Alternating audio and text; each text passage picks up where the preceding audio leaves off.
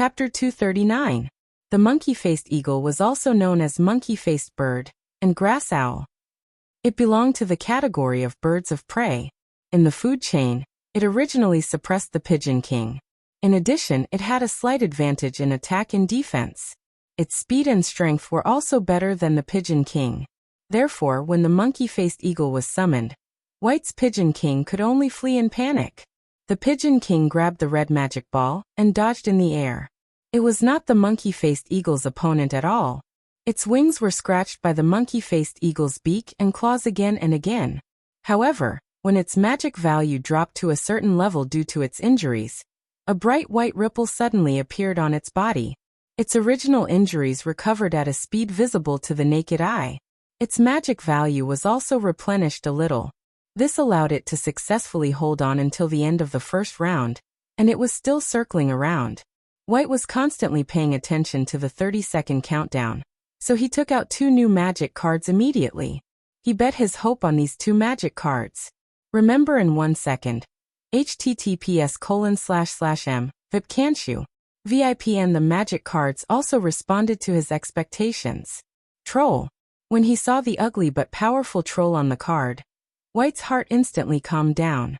It was a feeling of, with the troll in hand, the world is mine. The truth was so. In White's impression, the three-eyed squid should be Seakeet's strongest 3-star magic elf. With the power of the troll, there was no doubt that it would be crushed. This meant that it was a sure-win game.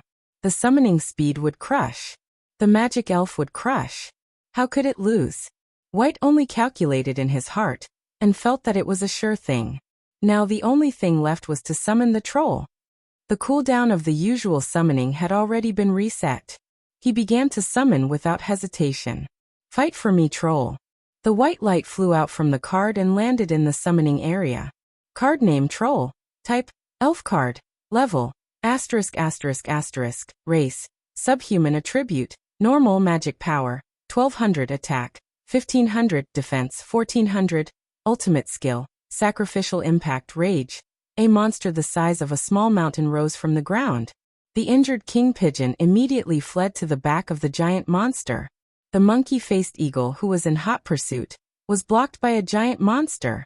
The giant monster roared and slapped at the monkey-faced eagle. Pum! The millstone-sized palm hit the bullseye.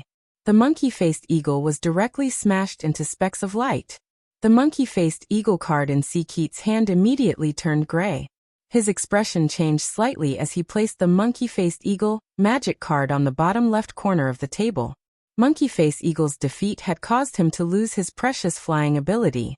Fortunately, the pigeon king's wings were severely injured, so it couldn't fly any higher. As for the healing skill it had displayed just now, the cooldown of healing skills had always been quite long. It was very difficult to use a second one in a duel, so it was basically negligible. What he needed to face now was a 3-star pinnacle giant monster. It was just a giant monster. If you really think that a single monster can make me helpless, then you've really underestimated me. Seakeet muttered softly. He was a second-year student after all. Although he was previously addicted to resentment because of being brainwashed, it had been 2 months since the end of the goddess incident. In these 2 months, he didn't waste his time. Otherwise, he wouldn't have participated in this recruitment competition. His results were indeed not good, but he wasn't a fool.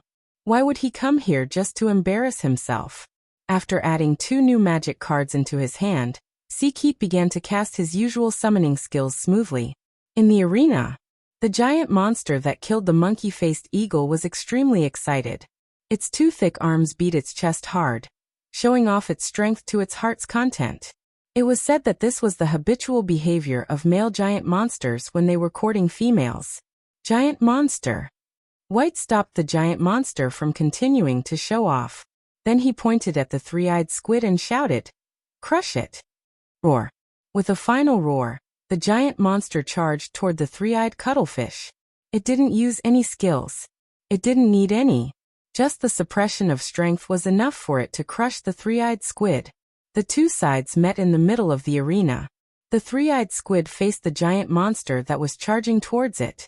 It suddenly pulled out a tentacle and whipped it fiercely. However, that tentacle was caught by the giant monster. Then, with a strong pull, the three-eyed squid's body tilted forward. It then laughed strangely and grabbed the tentacle with its other hand. Then, with both hands alternately pulling, it actually pulled the three-eyed squid in front of it. However, this behavior was extremely unwise. The three-eyed squid only raised its head and spat out pitch-black ink at the giant monster. The amount of ink was huge, and it smeared the giant monster's mouth and face. The giant monster couldn't help but be stunned for a moment. Then it suddenly opened its eyes, and there was a bloody light in its eyes. Ayo ayo ayo. It howled desperately. Its two giant arms reached in and grabbed the roots of the two squid tentacles. Then it gathered its strength and pulled fiercely to both sides. Rip! One of the tentacles was forcibly pulled off by it. The broken tentacle directly turned into glowing stardust. The three-eyed squid let out a scream. However, with such a combination, time passed quickly. Seakeet shook the magic card in his hand forward. Suddenly, a mass of pitch-black ink fell from the sky and splashed onto the three-eyed squid's head. The giant monster was too close, and was also stained by the mass of ink. The parts that were stained by the ink suddenly emitted white smoke after being corroded. The giant monster was in pain and subconsciously retreated. However, the three-eyed squid that was splashed with ink from top to bottom was not corroded at all. Instead, its body color became pure black because of the mass of ink. The giant monster instinctively took a step back instinctively. The three-eyed squid that was completely inked had gained a third eye at this moment. White had always thought that the third eye of the three-eyed squid was just a decoration. However, his understanding was finally completely shattered at this moment. The pitch-black light that burst out from the third eye directly shot through the giant monster's shoulder. The giant monster's left arm instantly drooped down. After a short delay, it suddenly let out a scream. The scream was so shrill that it pierced people's hearts. White's face changed dramatically. Outside the field, those who knew a little about Seakeet all had a look of disbelief. Even Dake was very shocked. Seakeet's operation this time directly subverted his understanding of this person. The ink that fell from the sky just now was obviously a special tool that was specially used on the three-eyed squid. The three-eyed squid that was dyed with black ink had obviously been strengthened. This kind of strengthening was probably from magic, attack, defense, and even the ultimate skill strengthening in all aspects. This was almost equivalent to evolution, or in other words, demonization. Professor Nini had just taught the definition of magical beast in the study of magical beasts. At that time, it was Luo Boat who gave a detailed scientific introduction. At first, magical beasts were just ordinary beasts, but they went through a transformation process called demonization. Not only did they gain magic, but they also had the means to release magic, which was the ultimate skill. From the performance, it was almost exactly the same as the three-eyed squid's inked. At this time, even if the three-eyed squid didn't have the standard strength of a second-tier magic elf, it was definitely much stronger than before. This could be seen from the fact that it could easily injure the giant monster. Seakeet actually had this move? Dake was never stingy with his praise for others. At least that ink made him feel a little surprised. And on the judging panel, Professor Fox had completely recovered from the previous duel between Dake and John. He looked at Professor Cheong-si with an upward gaze.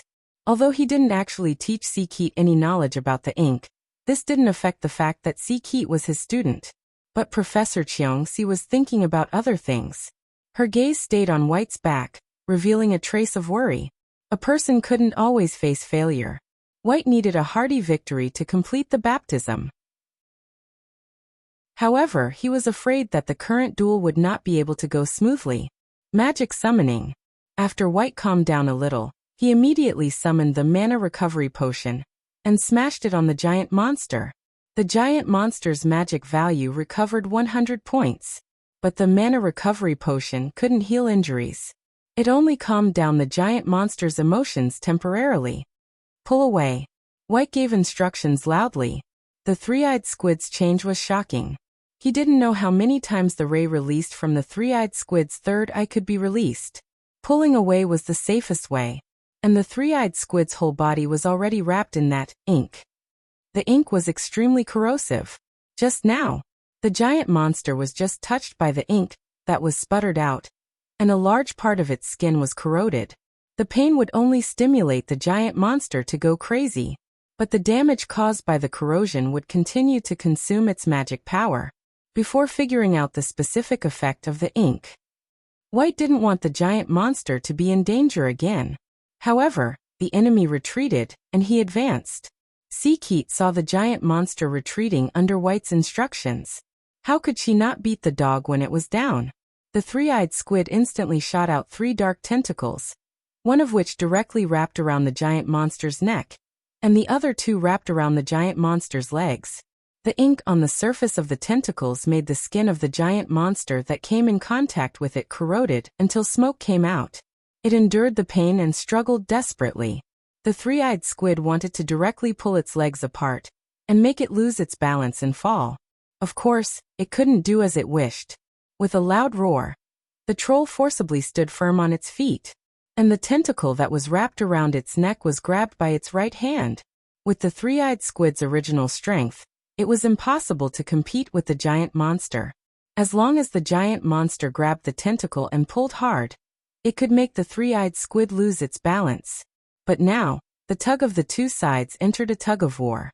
Obviously, after being inked, the three-eyed squid's attack power had increased to at least 1500, which was equivalent to the giant monster. From 1100 to 1500, a full 400 points increase. Relying on its only remaining right arm, the giant monster and the three-eyed squid engaged in a fierce battle. And in this gap, White summoned the magic elf card that was drawn together with the giant monster. She tried to order it to bypass the three-eyed squid and attack the blue magic ball. However, Seakeet only gave an order. The three-eyed cuttlefish retreated slightly, stretched out an extra tentacle, and crushed the mere 2-star magic elf into pieces. In the blink of an eye, the second round was over. Third round, draw cards. White's face changed slightly. His luck today didn't seem to be good. This time, he only drew 2 magic elf cards that were used to make up the numbers. But at this time, Seakeet couldn't help but reveal a look of ecstasy. Seeing that Seakeet had begun to use the usual summoning skill, White couldn't help but feel nervous. He looked down at the giant monster and the three-eyed squid on the field, gritted his teeth, and made a decision. Giant monster sacrificial impact. Sacrificial impact was an extremely powerful sure-kill skill, but at the cost of half of one's maximum magic power. It was known as the 7 Injuring Fist of the 7 Injuring Fists. According to the giant monster's total magic power of 1200, after using sacrificial impact, a full 600 points would be deducted. And after suffering from the three-eyed squid's three-eyed ray, the giant monster didn't have much magic power left. If another 600 points were deducted, then it would really be left with only a sliver of health. But a sliver of health was a sliver of health. At least this three-eyed squid had to pay an equivalent price. Roar! The giant monster's eyes suddenly turned red after receiving the order. Its aura became ferocious and violent. Its body directly burst out with blood, and it fiercely slammed into the three-eyed squid. After the three-eyed squid was inked, it still couldn't change the flaw of its slow movement speed. It couldn't dodge at all, and could only take the giant monster's sacrificial impact head-on. With this collision, the three-eyed squid, whose attack and defense had been improved, was almost hit to the point of dissipation. Although the giant monster was also suffering, its internal magic power value didn't show from its appearance, and it was still ferocious. White looked at the three-eyed squid that had suffered a huge injury, and immediately ordered the giant monster to end it. But just as the giant monster was about to make a move, ink suddenly fell from the sky. The three-eyed squid fiercely let out a cry of joy, like a sweet rain. Then, the wounds on its body, especially the front lacerations, were healed at an extremely fast speed. The ink, this time, was obviously different from the ink last time. Not only did it have the effect of healing, but it was also likely to further increase the attributes of the three-eyed squid. It even opened its third eye again in front of the giant monster. White's face changed instantly on the red team's platform. The ink, this time, could even refresh the cooldown of the ultimate skill. It was too strong. Once hit by the black ray, The giant monster with only 200 magic power value would die on the spot. Pigeon King. The Pigeon King, who was holding the magic ball, understood its command. It immediately let go of the magic ball in its claws and swooped down toward the three-eyed squid. Its sharp beak stabbed its third eye. Shio! The black ray shot out from the third eye. It directly evaporated the Pigeon King. But this ultimate skill also entered a long cooldown time again. White breathed a sigh of relief, and then gritted his teeth again. Berserk. Since the giant monster's skill bar acquired the ultimate skill Berserk, White rarely used it. Because Berserk meant that it was uncontrollable. It was the last desperate throw. But the current situation was too bad. The giant monster with only 200 magic power value could no longer resist the three-eyed squid's attack. If it didn't take the unexpected move, it was afraid that it wouldn't be able to survive this round. Roar!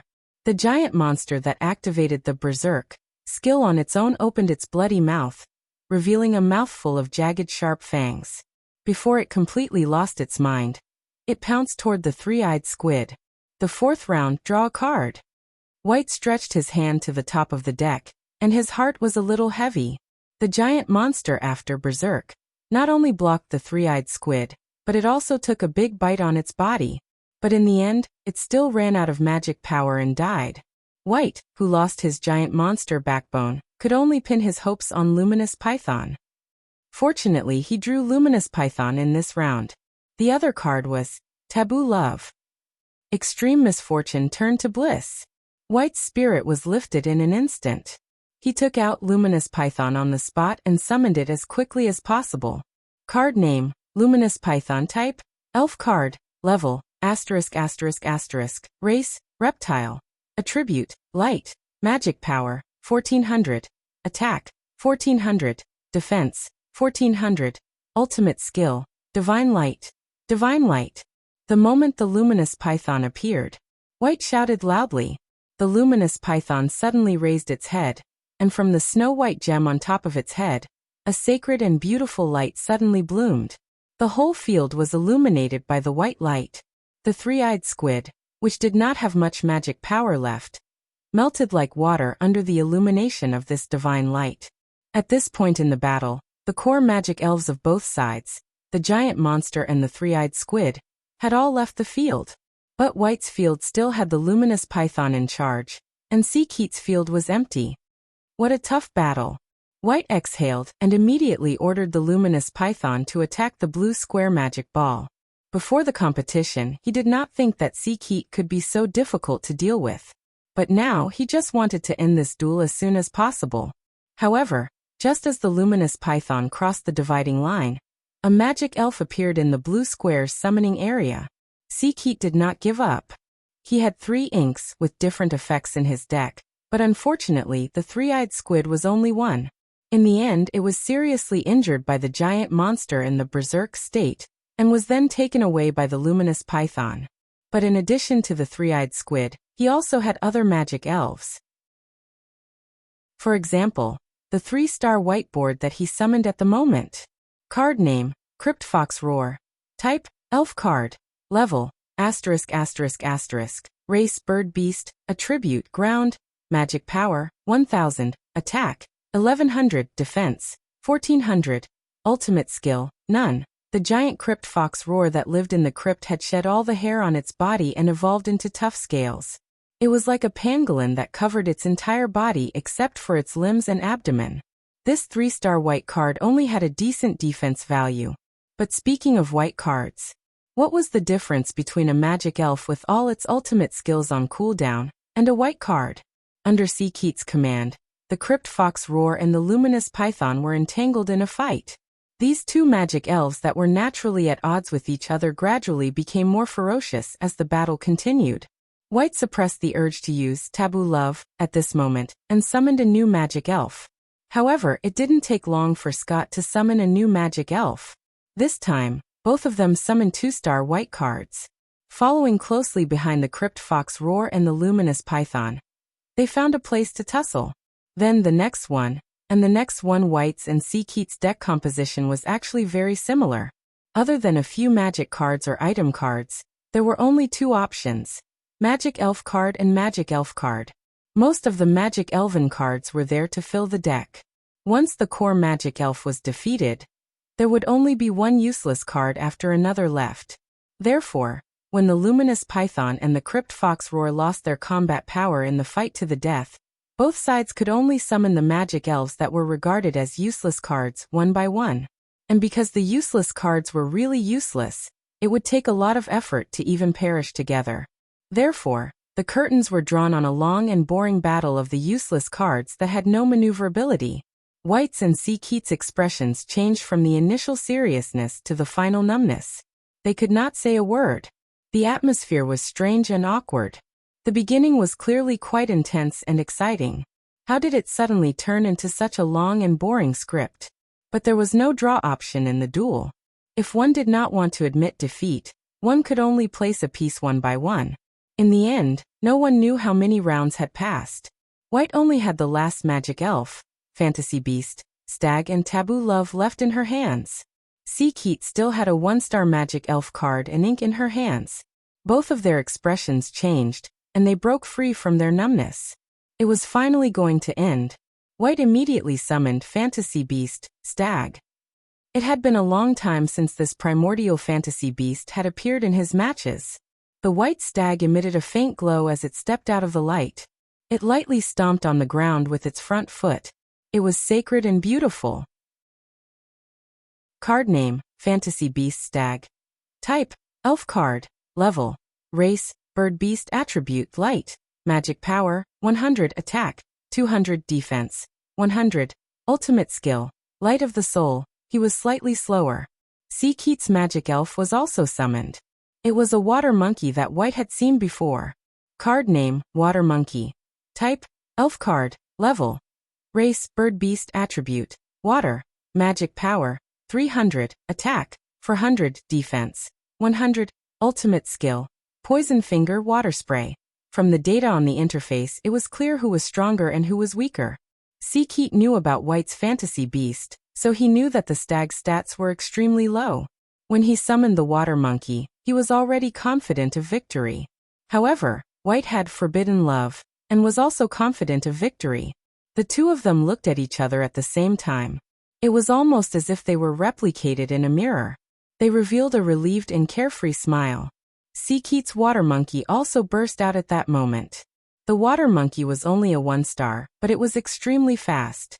Together with its long and sharp nails, it could easily kill and slit the opponent's throat with poison. However, White also knew about the water monkey. Therefore, when the water monkey moved, the white stag suddenly raised its head and released a light of the soul from its majestic horns. The water monkey was the first to be attacked, and was forced to retreat by the light of the soul. White used this time to complete the activation of Forbidden Love. That little monkey instantly froze on the spot. The stag lowered its head. After accelerating, it pierced the water monkey's abdomen with its antlers. After the water monkey was completely killed, this extremely difficult battle finally came to an end. Even Scott, who had been defeated in the end, heaved a sigh of relief. The battle is over. Winner, White Gouda. The referee's tone seemed to become weak. There were scattered applause outside the arena. Clap, clap, clap. Suddenly, there was a series of applause. It was Luoboat who was clapping. He won in the end, didn't he? Luoboat clapped his hands hard. Is it over? Deanna rubbed her eyes and raised her head from Dake's shoulder. There were still some tears at the corner of her mouth. She was indeed awakened by Luoboat's clapping. It's over. As I expected, White won. Dake didn't say one thing. The result was the same, but the process was different. F***CK. The two professors at the judging panel were still a little hostile at the beginning of the battle. Now they just wanted to quickly give the score. Professor Cheong-si silently raised his board. Red side, White 6 points. Blue side, C. Keat 6 points. Professor Fox was indeed old. He couldn't help but yawn a few times, but he still gave the score. Red side 5 points. Blue side 4 points. The fifth-year students were suffering unspeakably. Red side 6 points.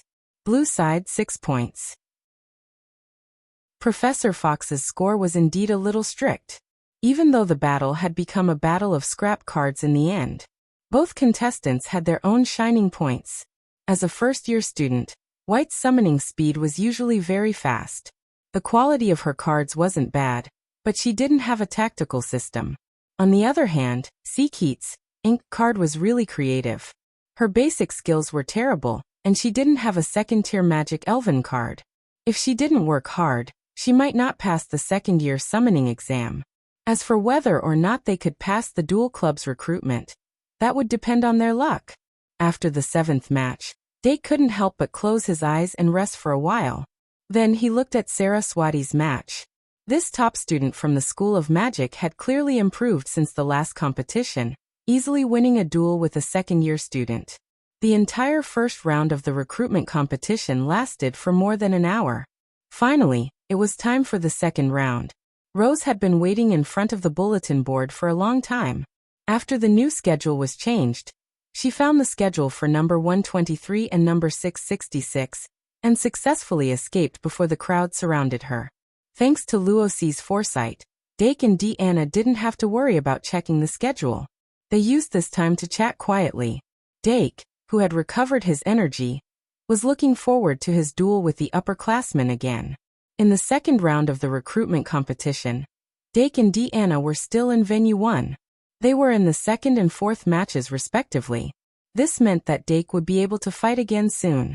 He refreshed himself and said, "I'll go first this time." Deanna said, "Next time, I'll definitely go first."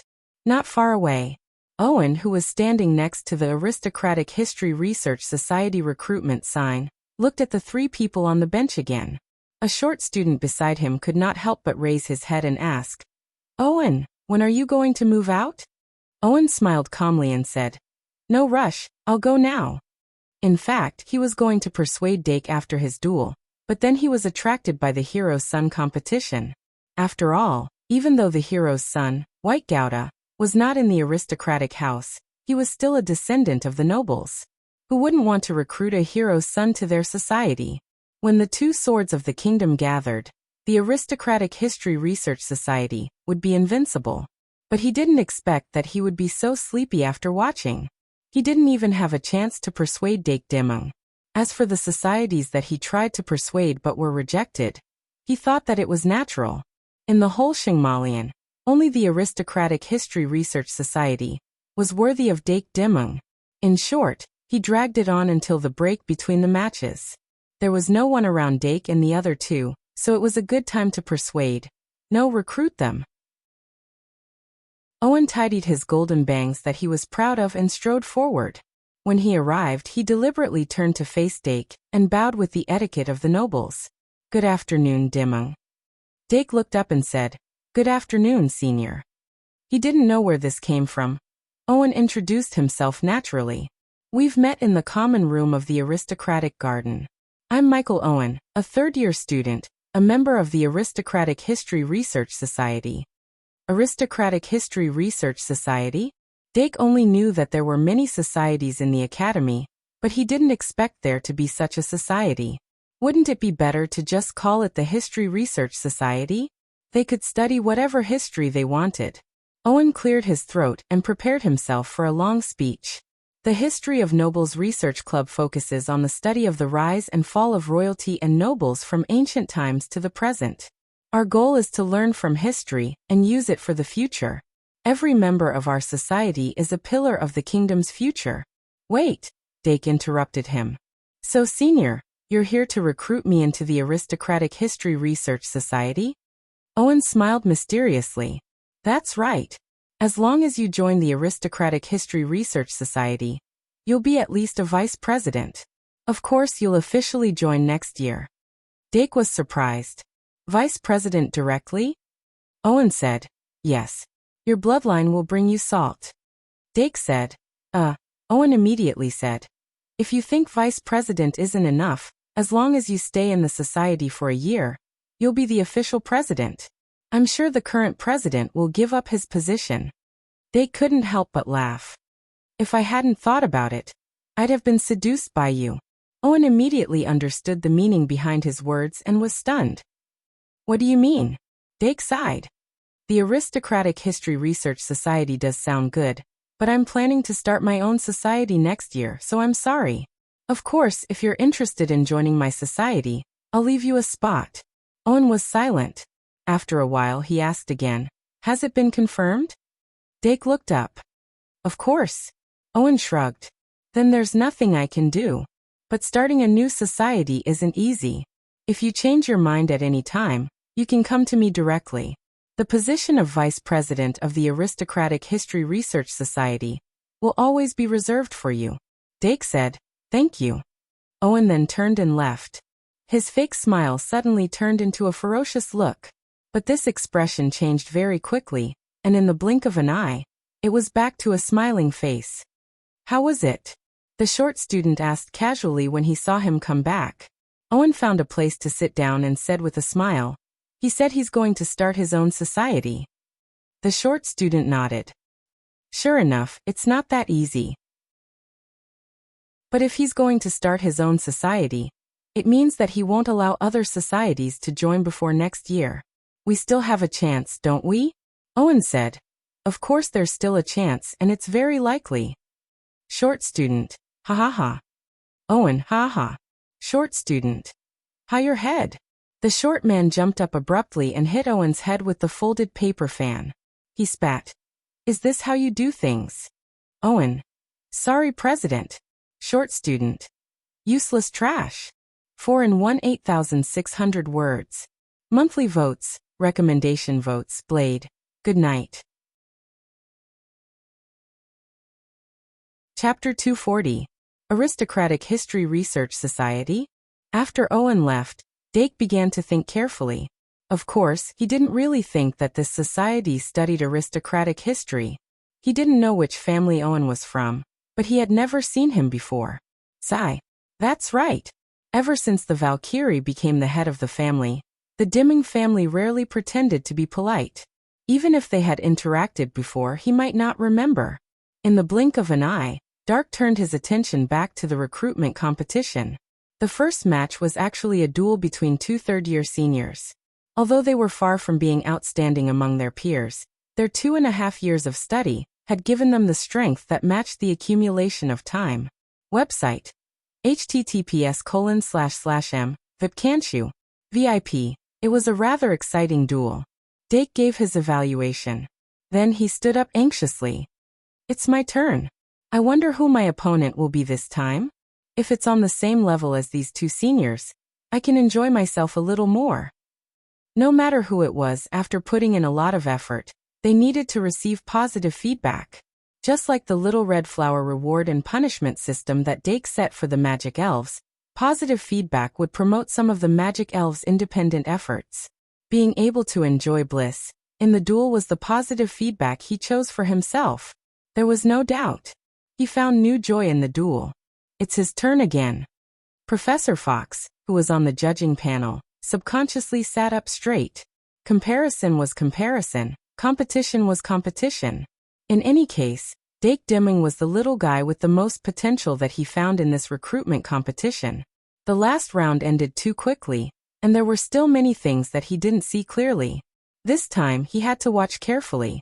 Professor Cheong-si, who was sitting next to him, smiled slightly. Some people's life trajectory was far ahead from the start. It was an honor to be able to walk with them before they showed their talents, not to mention as a teacher. Although she didn't come to the Sheng Malian on her own initiative, every time she saw the little mages grow quickly under her guidance, her sense of identity as a teacher gradually grew stronger. I wonder how many more surprises he can bring us? On the other side, Angelia put down Claire's weekly travel notes and walked to Venue 1 after being reminded by her classmates. Some time ago, there was a strange trend in Traveler's Street. Both the old and new bookstores were doing something called Christmas Collector's Edition, and the price directly doubled. However, there were people who were willing to take the bait. Angelia spent all her savings to fill up the bookshelf and exclaimed, "How nice!" As a matter of fact, the matter of joining the duel club, which was originally just a matter of words, was now on the agenda. 2 more duels, it's almost time. Angelia, who really thought that the duel was troublesome, quickly walked to the edge of the arena. He didn't look to the other side and directly went to the red team's platform. At this moment, Dake had already reached the stairs leading to the blue team stage. He noticed that the red team contestant had already arrived, so he subconsciously looked over and was instantly delighted. He's here. In today's recruitment competition, Angelia was the biggest shark. Senior Angelia had short hair that draped over her shoulders, but her bangs were especially long. She gave off a very low-key and quiet feeling. However, her duel style was very different from her appearance. This could be seen from the duel between her and AI Ma. She could be called a rookie shark. Facing such an opponent, even Dake didn't have the confidence to win. However, duelists played with this kind of heartbeat. Crushing the opponent without any suspense was indeed delightful. However, the excitement and stimulation of turning the tables in an adverse situation was also wonderful. After all, this was a duel. Dake felt that he seemed to have found the state of mind when he played card games in the past. He walked up to the contestant platform and smiled mysteriously at Senior Angelia, who was next to him. His smile made Senior Angelia confused. Equals. As the two contestants entered the arena, there were suddenly many spectators outside the arena. The students who had come to watch the fun were keenly aware of the atmosphere here, and gathered one by one. Isn't that Angelia? The third-year students of the House of Fools sighed when they saw Angelia on the red team's platform. Angelia had finally realized her mistake and turned back. From now on, the third-year House of Fools had another combat power. Whether it was in the competition for the year championship or the school championship, they would be more relaxed. As for the unlucky guy who dueled with Angelia, wasn't that the first-year student who was in the limelight last semester? He seemed to be the winner of the Crimson Star, so he should have some strength. However, he was only a first-year student after all. A first-year student who didn't even know how to conduct magic across space. Although Angelia didn't have much duel experience, nor did she have any in-depth research in this area, with her strength, the probability of losing was almost zero. It was nothing more than crushing victory, and winning in a roundabout way. That was what everyone believed. Both contestants, please get ready. The referee reminded them with a whistle. On the platform, Dake and Angelia each placed an entire deck of cards in the card slot at the bottom right corner of the table. Dake made meticulous adjustments to his deck, deleting some useless magic cards and only keeping a total of 20 magic cards with the Magic Elf and the Great Sin card as the main axis. Since Angelia was going for the quick draw route, it was time to see who was faster. Angelia obviously didn't think too much. She probably just wanted to end it quickly. Therefore, the exchange segment was directly skipped. The match entered the 30-second countdown of the preparation stage. Both contestants changed their states at the same time and reached out to draw cards. 1, 2, 3, 4, 5. 5 magic cards. Dake only needed to switch the cards from his right hand to his left hand and quickly spread them out in a fan shape. Bliss 3, Fantasy Beast. Ibu Pride Too Old, Fantasy Beast. Ever-changing, Fairy Ibu. Bliss 3 is starting? Dake's heart skipped a beat. In his current deck, Bliss 3 actually occupied a very important position. Whether it was Ibu, the little demons, or the ever-changing monsters, they could all be improved by leaps and bounds through Bliss 3. This was a way to bypass the sacrificial summoning, which was also the so-called quick draw type. The most common tactic in the magician duel was quick draw.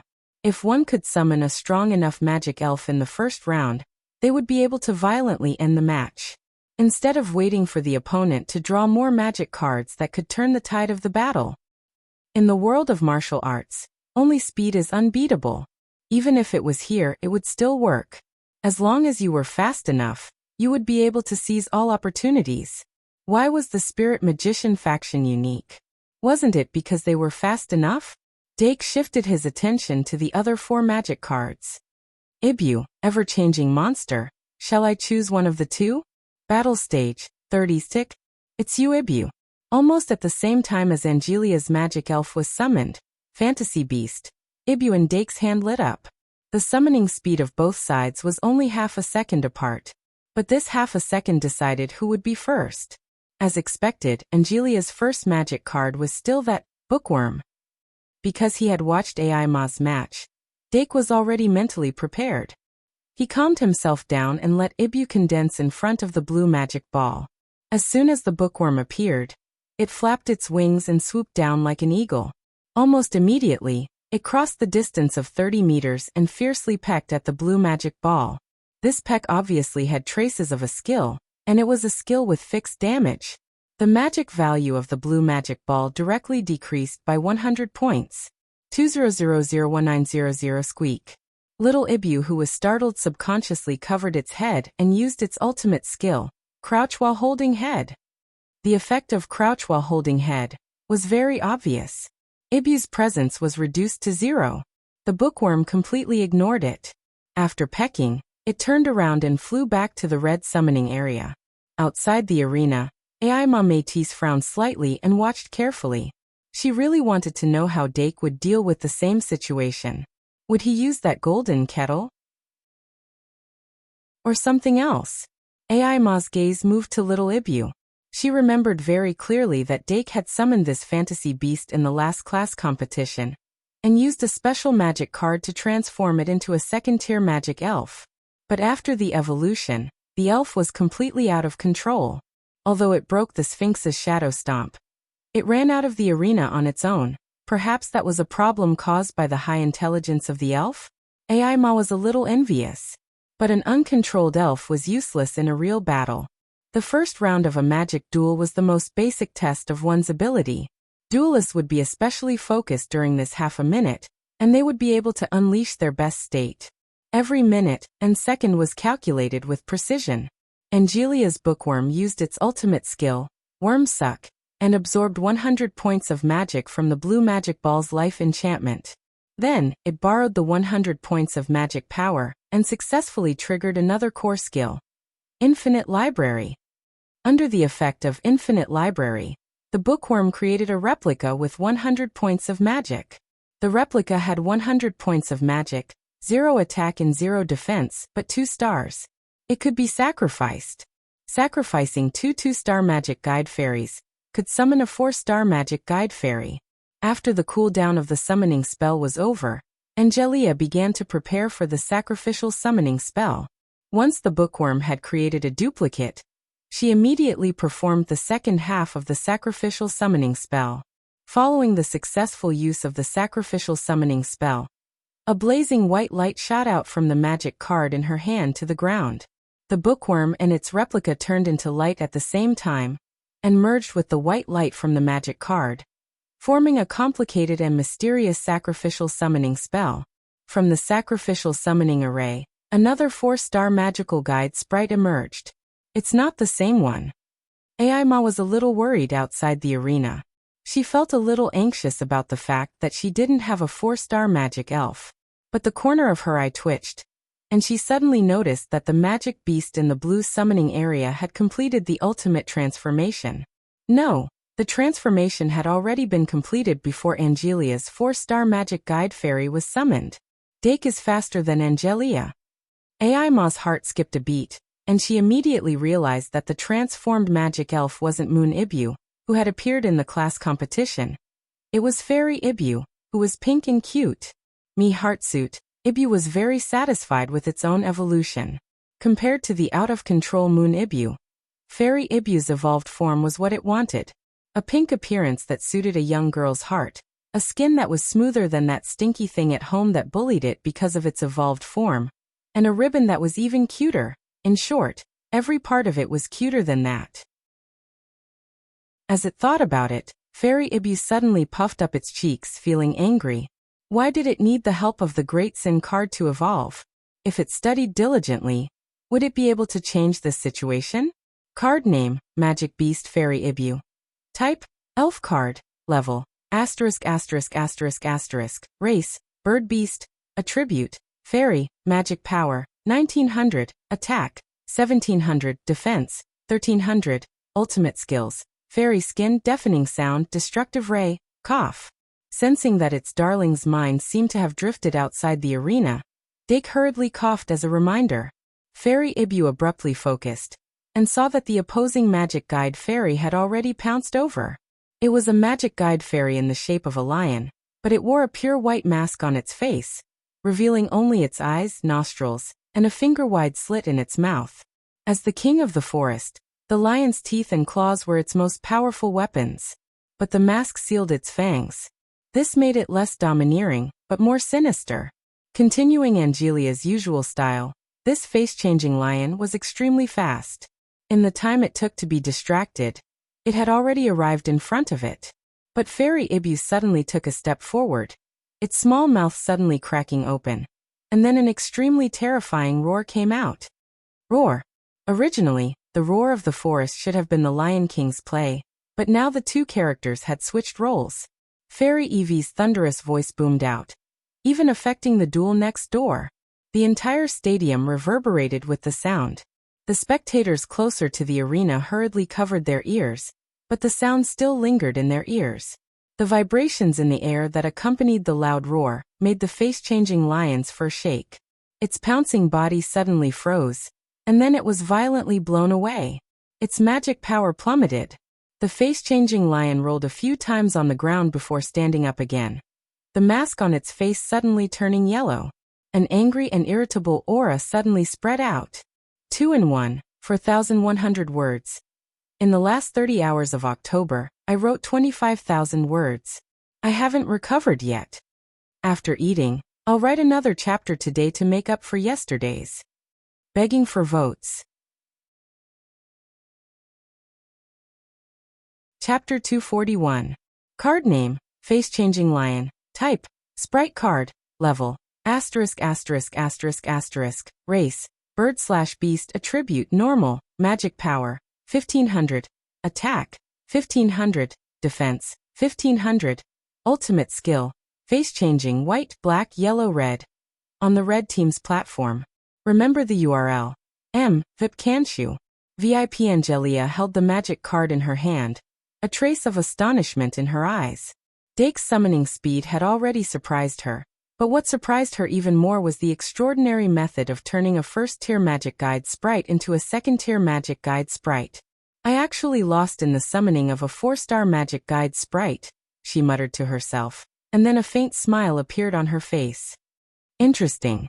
Ever since the second year, when there were no more in-class competitions in the dueling class, Angelia had almost never participated in duels.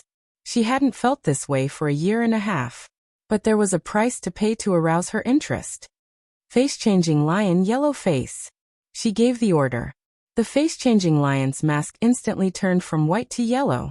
Its relatively slender limbs also suddenly swelled a little, especially its 4 lion claws, which even grew blade-like sharp claws. Visible to the naked eye, the face-changing lion's attack power increased by a whole 300.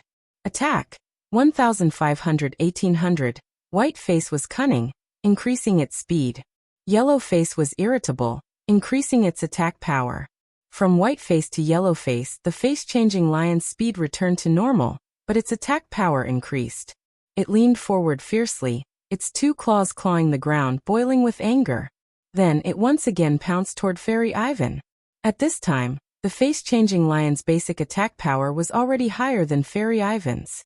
In addition to its lion body and sharp claws, once it got into close combat, it would definitely have the upper hand. But just to be safe, Angelia still pulled out another card from her hand, ready to attack at any time. It was time to get serious. The face-changing lion on the field seemed to have sensed her thoughts, and its natural ferocious aura grew stronger and stronger. When it got close to Fairy Ivan, its 4 limbs exerted force, and it pounced forward with a low roar. But Fairy Ivan, who had been waiting for a long time, was already ready to attack. Death Ray of Destruction. Dark's soft voice rang out immediately after. Fairy Ibu opened her mouth once more, but this time, what came out of her mouth was no longer loud sound, but a terrifying white light emitting an aura of destruction. All he could see was a vast expanse of whiteness. Countless rays of light were being absorbed and gathered, forming a white ball of light in its mouth. The ball of light instantly turned into a beam of light and shot out. Boom. The face-changing lion did not even have time to react before it was struck in the face by the deathly ray of destruction. There was almost no pause as the deathly ray of destruction engulfed it from head to toe. When the afterglow of the light dissipated, there was a sudden burst of cheers outside the arena. Meanwhile, The face-changing lion had completely turned into specks of light. It was also a 4-star magic guide sprite. But at this moment, the absolute gap between the two sides was revealed. Fairy Ibu, who hadn't moved a single step from the moment she was summoned, had only expended enough magic power to use 2 skills to completely vaporize the face-changing lion, which was also a 4-star magic guide fairy. But after Fairy Ibu achieved this feat, her smile was very forced. Because her entire body was very stiff, having entered the abnormal state after using the deathly ray of destruction. She would not be able to move for the next round. Angelia, who was on the red team's platform, keenly captured this detail and immediately activated the magic guide card she had prepared earlier. A shadow suddenly appeared where the face-changing lion had disappeared. From the shadow, a creature stirred. A pitch-black face-changing lion with a yellow mask unexpectedly raised its upper body from the shadow. What is this? Dake, who was on the blue team's platform, had an astonished expression, and the sacrificial summoning spell he had been preparing was almost interrupted. That shadow had originally been very close to Fairy Ibu. At this moment, that shadow-like face-changing lion had drilled out of the shadow and pounced onto Fairy Ibu's body with a single leap, raising its sharp claws high up and fiercely clawing at her chest. Fairy Ibu's entire body was stiff, and could only allow the face-changing lion to leave an extremely deep claw mark on her chest. Fortunately, Fairy Ibu's maximum magic power was as high as 1900, and her defense was not weak, so she was not torn to shreds on the spot. Immediately after, a white light descended from the sky. Fairy Ibu, whose entire body was stiff, finally revealed a trace of extreme unwillingness and annoyance, before transforming into light and fusing with the white light descending from the sky. Using Magical Fantasy Beast, Fairy Ibu as sacrificial summoning. Fairy Ibu. Dake, who had calmed down, completed the operation of a nesting doll. In midair, 2 white lights intersected and fused, forming a mysterious and complicated sacrificial summoning spell. And a brand new magic guide fairy, Fairy Ibu, who was exactly the same as the previous one, gracefully entered the stage. It's here again. Angelia covered her forehead with her hand. Looks like this type of magic guide fairy's magic power and defense are higher than what they look like on the surface. Otherwise, a magic guide fairy with less than 50% magic power remaining can't be used as a sacrifice to summon a magic guide fairy of the same star rank. Using a magic guide fairy of the same star rank as a sacrifice to summon a magic guide fairy of the same star rank. The main purpose of this nesting doll operation should be to eliminate unsolvable negative effects, or to refresh the cooldown of a skill. And the price to pay for this was a magic guide fairy of the same star rank that still had complete battle power. The pros and cons of this had to be weighed by the duelists themselves. She then glanced at the secret ritual card that had just been activated. Da Vinci's photocopy. What appeared on the surface of the card was a book that had sunk into the shadows. The famous Archmage of Dragon Eggs, Da Vinci, had drawn thousands upon thousands of dragon eggs in order to study them. In the end, he accidentally shattered a dragon egg and used a projection spell to imprint the dragon egg in his memory onto the book, finally escaping from the endless hell of drawing dragon eggs. The secret ritual card that had been refined based on this legend was the Da Vinci's photocopy. When the marked magic guide fairy died, it could summon a shadow that was exactly the same as the dead magic guide fairy from the shadows. This was actually a type of special summon. Skipping the summoning and sacrifice, using the secret ritual card to specially summon a new magic guide fairy. It was a pity that the opponent also had a countermeasure, thus losing the possibility of a surprise victory. Angelia frowned slightly and reached out to touch the deck. The first round had already passed, and the second round had just begun. Battle stage, 30s. At the same time that the 2 contestants were touching the cards, the 2 magic guide fairies on the field had already begun to fight. Fairy Ivan, who had just been summoned, didn't even have time to show off his cute satin ribbon before he was pounced on by the face-changing lion. Fairy Ivan immediately flew into a rage out of humiliation. His 2 satin ribbon antennae instantly pulled out and coiled around the face-changing lion's forelimbs like snakes, pulling it back and breaking free. Fairy Ivan shook his head, and was just about to use Moon Force, to severely punish this lion, when he suddenly discovered that the lion's eyes had already appeared with the symbol heartsuit. Me. The intimate contact between the two had actually triggered the effect of body of charm. This face-changing lion had clearly already been charmed by the extremely lovable Fairy Ivan. The corner of Fairy Ivan's mouth suddenly curled up, and he suddenly took a small step to the side, jumping a distance away. Then he looked at the lonely magic guide ball floating in the red team's summoning area with great interest. It was only a duel. There was no need to be too violent, right? As long as he charmed the opponent's magic guide fairy, and then broke the magic guide ball's life barrier, he would be able to receive hugs, kisses, and stickers. Oh, and a little red flower. On the red team's platform, Angelia was still looking at the two cards she had just drawn when she suddenly noticed that something was wrong with the situation on the field from the corner of her eye. She abruptly turned her head, and discovered that the face-changing lion was hanging motionlessly, and that pink magic guide fairy was actually facing the magic guide ball with its mouth wide open. Suddenly, moonlight sprinkled down from the sky. Pure and bright moonlight rapidly converged in its mouth, condensing into a ball. At this moment, Angelia suddenly felt an ominous premonition. Her cerebral cortex went numb, and she almost subconsciously pointed her finger. All the magic in her body immediately flowed into her fingertips, and she shot it at the magic guide ball below. Almost at the same time, the light beam of moon force shot out. Angelia suddenly hooked her hand in a panic. That red magic guide ball instantly flew up. But in the time it took for its speed to increase from 0 to normal, the pure moonlight beam had already shot out. Cracks appeared on the magic guide ball's life barrier at a speed visible to the naked eye. Its magic value rapidly decreased. But at the last moment it finally escaped the attack range of moon force. Whoosh! The magic guide ball that flew up dimmed, as if it would shatter at any moment. Angelia was sweating all over. She, who lacked experience in duels, was still too slow to react to such a sudden move. But in the end she didn't die because of it. The spectators outside the arena were all cheering because of this sudden provocation. Fairy Ivan, however, puffed up its cheeks, showing a trace of dissatisfaction. It wasn't like Fairy Ivan, which evolved from Little Ivan, which had two powerful skills. Among its three skills, only Moon Force had a higher power.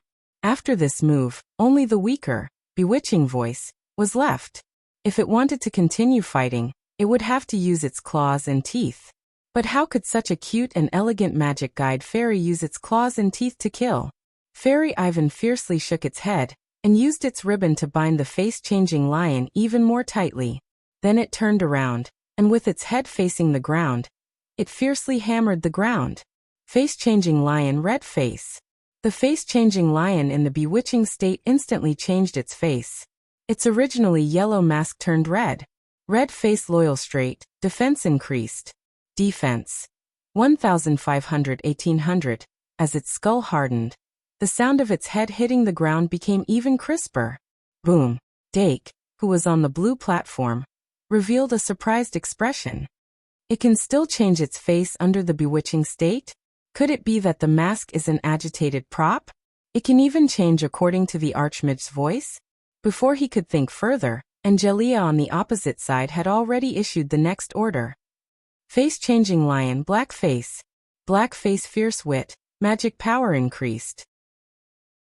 The face mask that had just turned red was immediately dyed black. Under the stimulation of various aspects, the face-changing lion finally broke free from the bewitching state. But the face-changing lion, whose attack, defense, and speed had all returned to normal, was like a big cat that had completely lost its fangs. It struggled with all its might, but it couldn't break free from the ribbon's restraint, and was smashed again and again like a hammer. However, Angelia's goal of stalling for time had already been achieved. She stretched out her hand and pulled out a new magic card from her hand. Normal summon. Exquisite ball. Accompanied by a burst of white light, an exquisitely carved metal ball appeared in the air. Then it opened its mouth and bit, swallowing the dim red magic guide ball into its body. Card name, Exquisite Ball. Type, Fairy Card. Level, *****. Race, Machine Attribute, Steel. Magic Power, 700. Attack, 0 Defense, 2000. Ultimate skill. None. 3-star machine steel silver exquisite ball. At the cost of 0 attack, it was exchanged for 2000 defense, surpassing the ordinary white card. However, sorcerers who had some understanding of the exquisite ball would realize that Angelia's exquisite ball was also a special individual. Under normal circumstances, the exquisite ball was only the size of a bowl, and it was impossible to fit a magic guide ball. However, Angelia's exquisite ball had a diameter of 2 meters. With this size, not to mention a magic guide ball, it was more than enough to fit 2 people. Its flaw was probably the hollowness on the surface. The surface that was not completely sealed caused its protective ability to be lacking. However, in the duel competition, the exquisite ball's advantage of being able to move the magic guide ball in the air was another plus point. In short, after summoning the exquisite orb, Angelia was able to divert his attention to other things and focus more on attacking.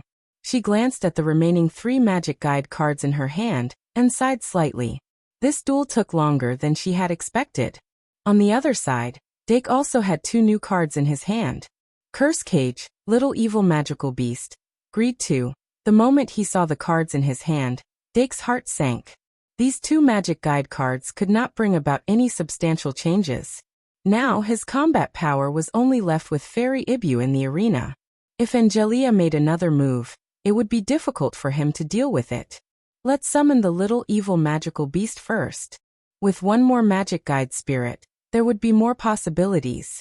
Dake directly summoned the Little Evil Magical Beast in the air above the summoning area. The Little Evil Magical Beast, who was entering the arena for the second time, looked back at Dake eagerly, indicating that it did not want to slack off. Dake grinned and asked, "Then can your needle be small enough to pass through the gaps of the exquisite ball?" 2 in 1, 4,000 words. Mine redefined today.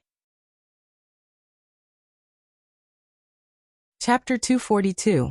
Of course, the little demon's needle could pass through the gaps in the dainty ball, but its needle could not. Hence, it glanced at the dainty ball's hollow carvings and could only fly downwards dejectedly. In a short while, it landed on the blue magic conducting ball. Then it simply sat on the magic conducting ball and started to think about life. Sigh, the life of a sidekick is so boring. Following the death of the shadow-changing face lion by Fairy Ibu, the second round fell into a stalemate. Angelia did not do anything after summoning the dainty ball, obviously waiting for the third round to draw cards. Although Fairy Ibu still had the long-range skill, Bewitching Voice. Bewitching Voice was completely ineffective against non-living creatures without hearing, so it could not be used to attack the magic conducting ball. The little demon's needle was too thick and could not pass through the gaps in the dainty ball, so it could only sit. Oh, it lay down. Fairy Ibu, who had killed the shadow-changing face lion, lightly hummed a song with a relaxed expression. In any case, it was not panicking. However, the expressions of these 2 magic-conducting fairies were too vivid. Remember, https://m, VIP can't you?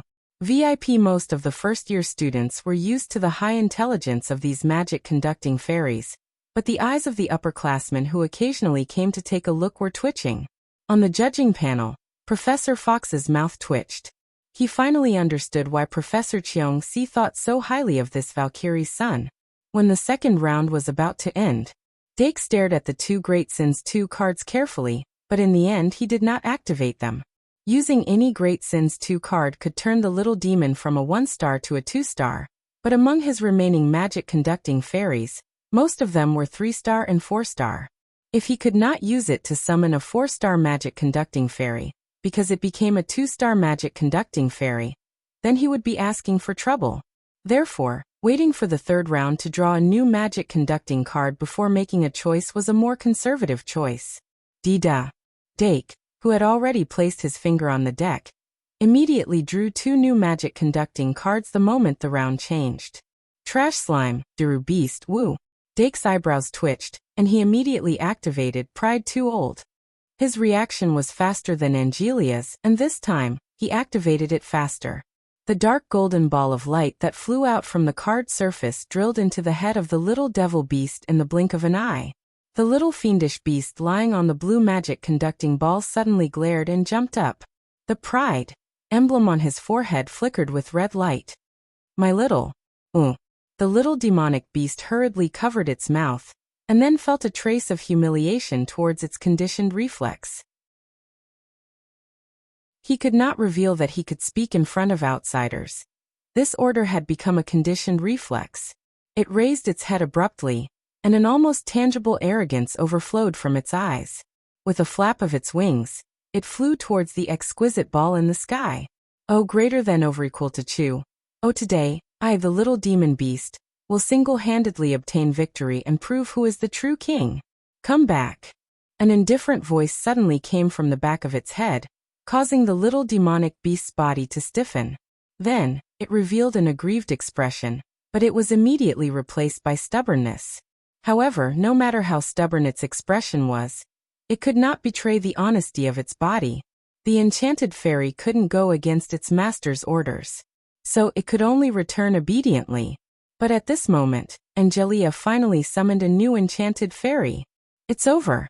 Angelia, who had completed the summoning, let out a low groan. The way she waved the enchanted card was as if she was controlling a baton. In the sky, a pleasant melody suddenly sounded. Du rue mi fa sua la shi duo. One by one, the enchanted fairies jumped out of the enchanted card and danced in the air along with the waves of the melody. Those were the musical fairies, the legendary fairy choir. An orchestra composed of 7 fairies. Card name Fairy Choir. Type, Fairy Card. Level, ****. Race, Fairy Species. Attribute, Fairy Type. Magic Power, 700. Attack, 700. Defense, 700. Ultimate Skill.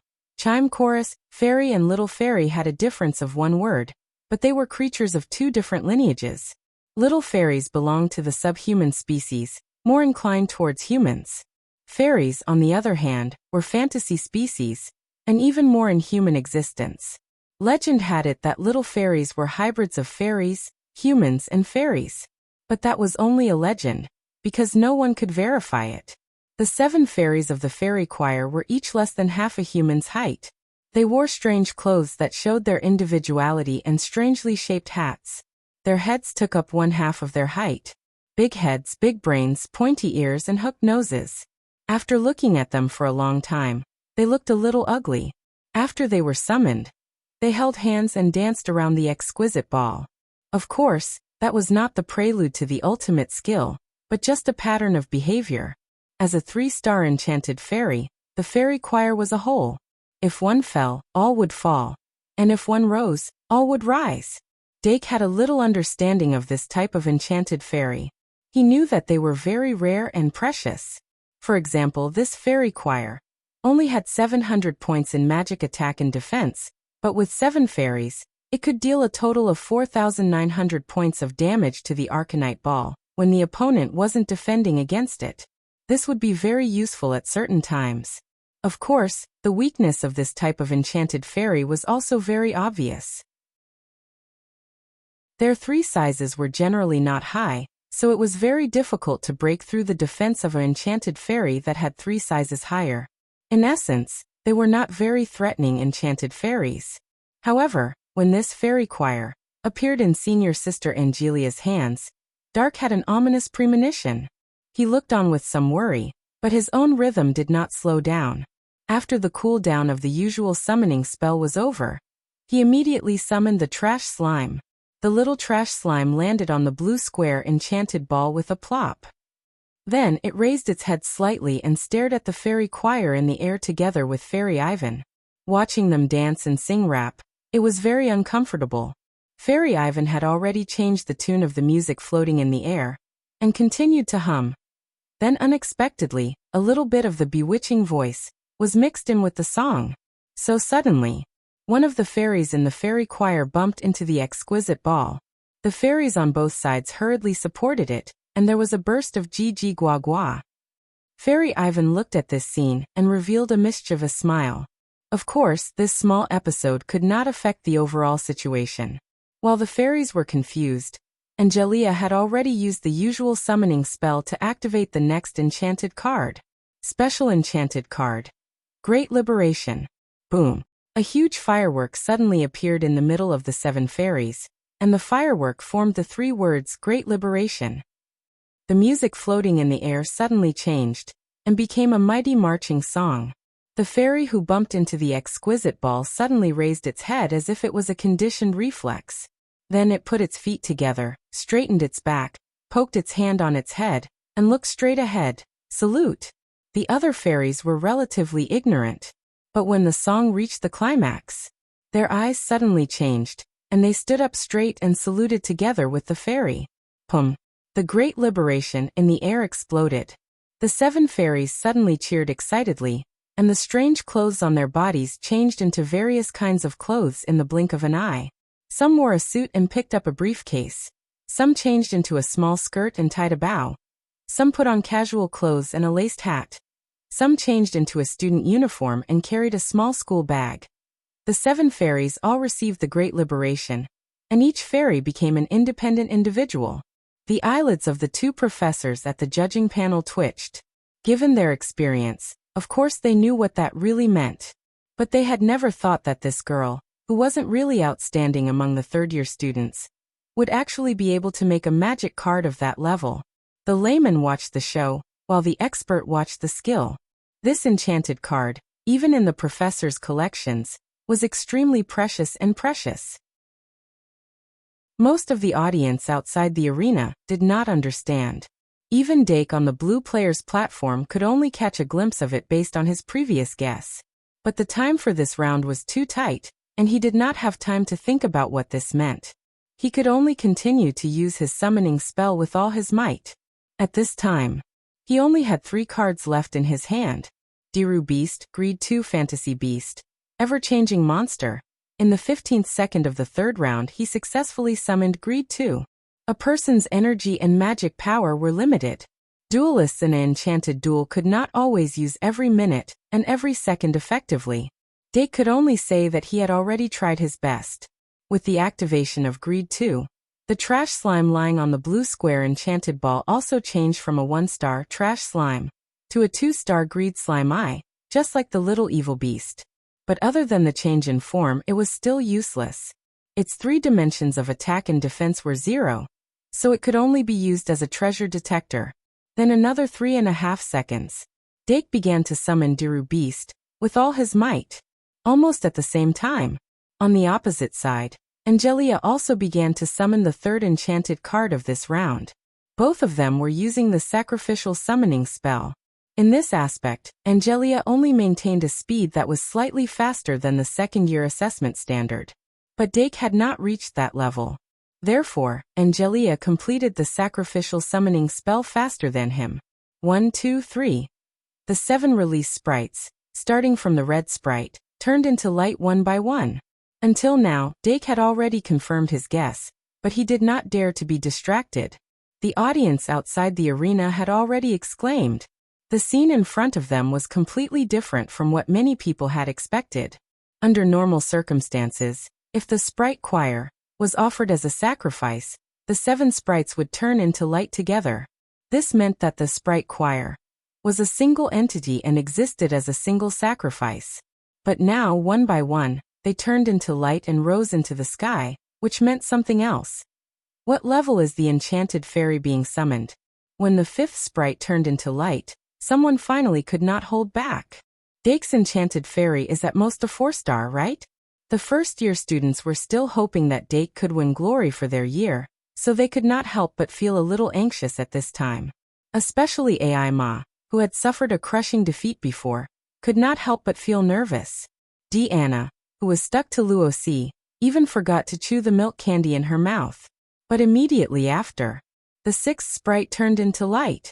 The last remaining sprite looked up at the sky in a daze, watching helplessly as its 6 companions turned into a part of the huge summoning array, lonely and helpless. But at this moment, no one paid attention to it, who was alone. A black ferocious beast, whose size was comparable to a giant monster, appeared from the sacrificial summoning array with a roar. Boom! It was as if it was announcing its arrival. The black gorilla jumped down from the sky and stomped on the ground. When its huge body landed on the ground, it created a thunderous sound. The black gorilla raised its upper body, its scarlet eyes looking around. Its two thick arms smashed hard on the ground like giant hammers, and immediately, ripples appeared, and a violent aura covered the entire arena. Fairy Evie raised her eyebrows, her two pink ribbons swaying like snakes, ready to make a move. But its main body could not help but lower its body, its expression fearful. The power of a 6-star enchanted fairy was fully displayed. It's actually a 6-star. At this moment, Dake had just completed the sacrificial summoning. He put down his hand, his eyes full of shock. He felt that he might really experience the feeling of defeat in this duel. Senior Sister Angelia really had a lot of ways to summon people, especially this combination of Sprite Choir and Great Liberation. It was an eye-opener for him, and he could not help but sigh at his lack of knowledge. Looking at the situation where there was only one sprite left, the restriction of this combination should be the gap between the stairs. To summon a 3rd-rank enchanted fairy, one had to have at least one 2nd-rank enchanted fairy as a foundation, so it was impossible to directly use this combination to summon a 7-star enchanted fairy. But if he could find a way to remove this restriction, Dake muttered to himself, and then focused on the match.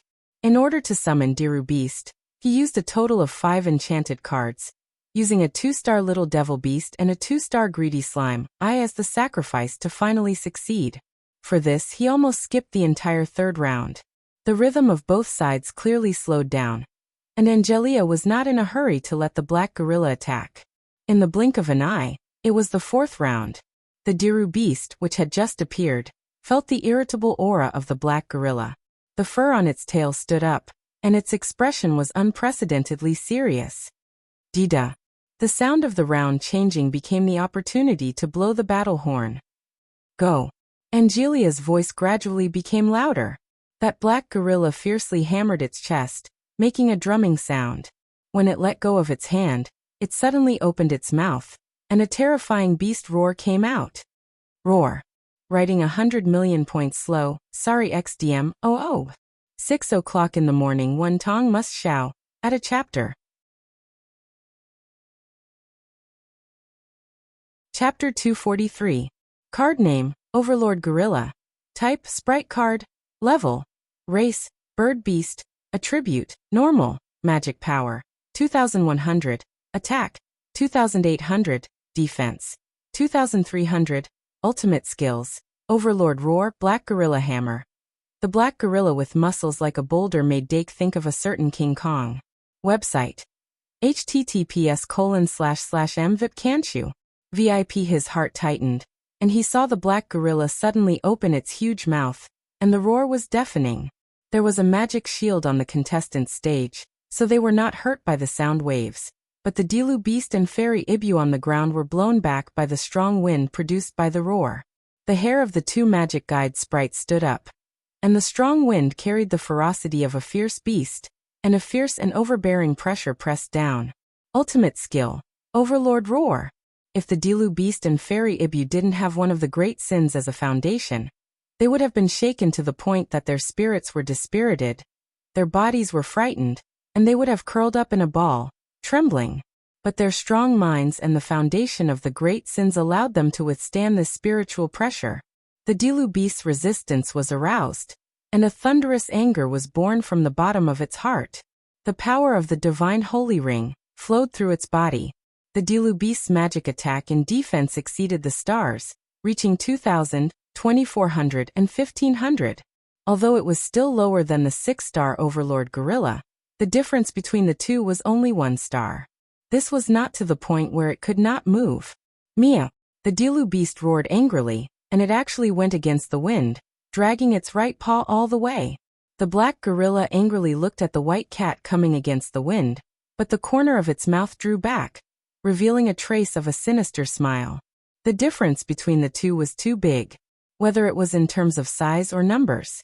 In front of the Overlord Gorilla that was more than 5 meters tall, the 1-meter Dilu Beast was so small that it could be ignored. Although this tiny digital beast's mind was not taken away by the Overlord roar, the Overlord Gorilla still did not put it in its eyes. Who? It responded to the roar and withdrew its aura. The Overlord's pressure in the field was slightly diluted. Then, like swatting a fly, it casually slapped the Dilu Beast that was rushing over. Be careful. This exclamation came from outside the arena. The Dilu beast glanced outside. The moment the doppelganger was distracted, the shadow of the giant palm attacked. However, its fur felt the wind coming and it lowered its body to avoid the attack. When the palm was retracted, the Dilu beast took advantage of the opportunity to stand up straight. The power that it had accumulated when it was squatting down suddenly erupted, and it suddenly flew up. Speed and power were a perfect combination on its body. The feline's flexible limbs were on full display. The deluded beast was actually faster than the overlord gorilla, leaving behind 3 deep claw marks on its body. Rip. This wasn't even cat fist. The tyrant gorilla's tough skin could not stop the sharpness of the claw gauntlets copied from the golden sword lion.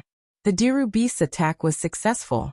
Taking advantage of the momentum, it spun around the overlord gorilla's body and appeared behind it in an instant. Swish. Under the stinging pain, the overlord gorilla felt that its dignity was being challenged. While it was furious, it twisted its butt and ruthlessly whipped its thick and long tail at the Diru beast. The Diru beast's eyes flashed. It leaned down without a hair's breadth. It was almost touching the ground. The overlord gorilla's tail swept across its scalp, scraping off a piece of white fur. The Diru beast quickly rolled forward, turned over, and then turned around. It half-squatted and looked at the overlord gorilla's back. This thick-skinned ferocious beast had too many flaws. If it was just an ordinary magic guide fairy, it could still deal with it. However, in front of a magic guide fairy with high intelligence and extraordinary agility, it was full of flaws. The Diru beast's eyes flashed with contempt. The corners of its eyes couldn't help but slanted upwards. It was nothing more than this. Then, a power suddenly erupted from its feet. It rushed forward again. After dodging the long black tail for the second time, it jumped up, crossing a distance of 2 to 3 meters, and stepped on the overlord gorilla's back. Then it leaped along the overlord gorilla's spine. In just a few steps, it rushed to the overlord gorilla's head. Roar! The overlord gorilla roared angrily again.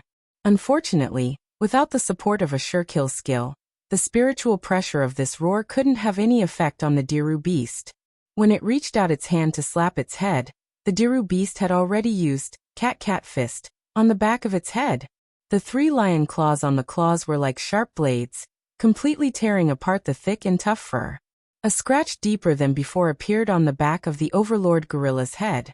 The severe pain caused by this made the overlord gorilla crazily slap its head. The gorilla's long arms were enough for it to slap the back of its head. However, the Diru beast had the essence of guerrilla warfare. After a successful attack, it didn't hesitate. After a 360-degree backflip, it successfully landed on the ground. In fact, the overlord gorilla's magic power didn't decrease by much. However, it was obviously angered to the point that it gave up thinking. In the eyes of the Diru beast, an intelligence level of 2.5 was no different from a retard. The Diru beast's eyes revealed a deep-rooted arrogance. It stretched out its claws and licked them.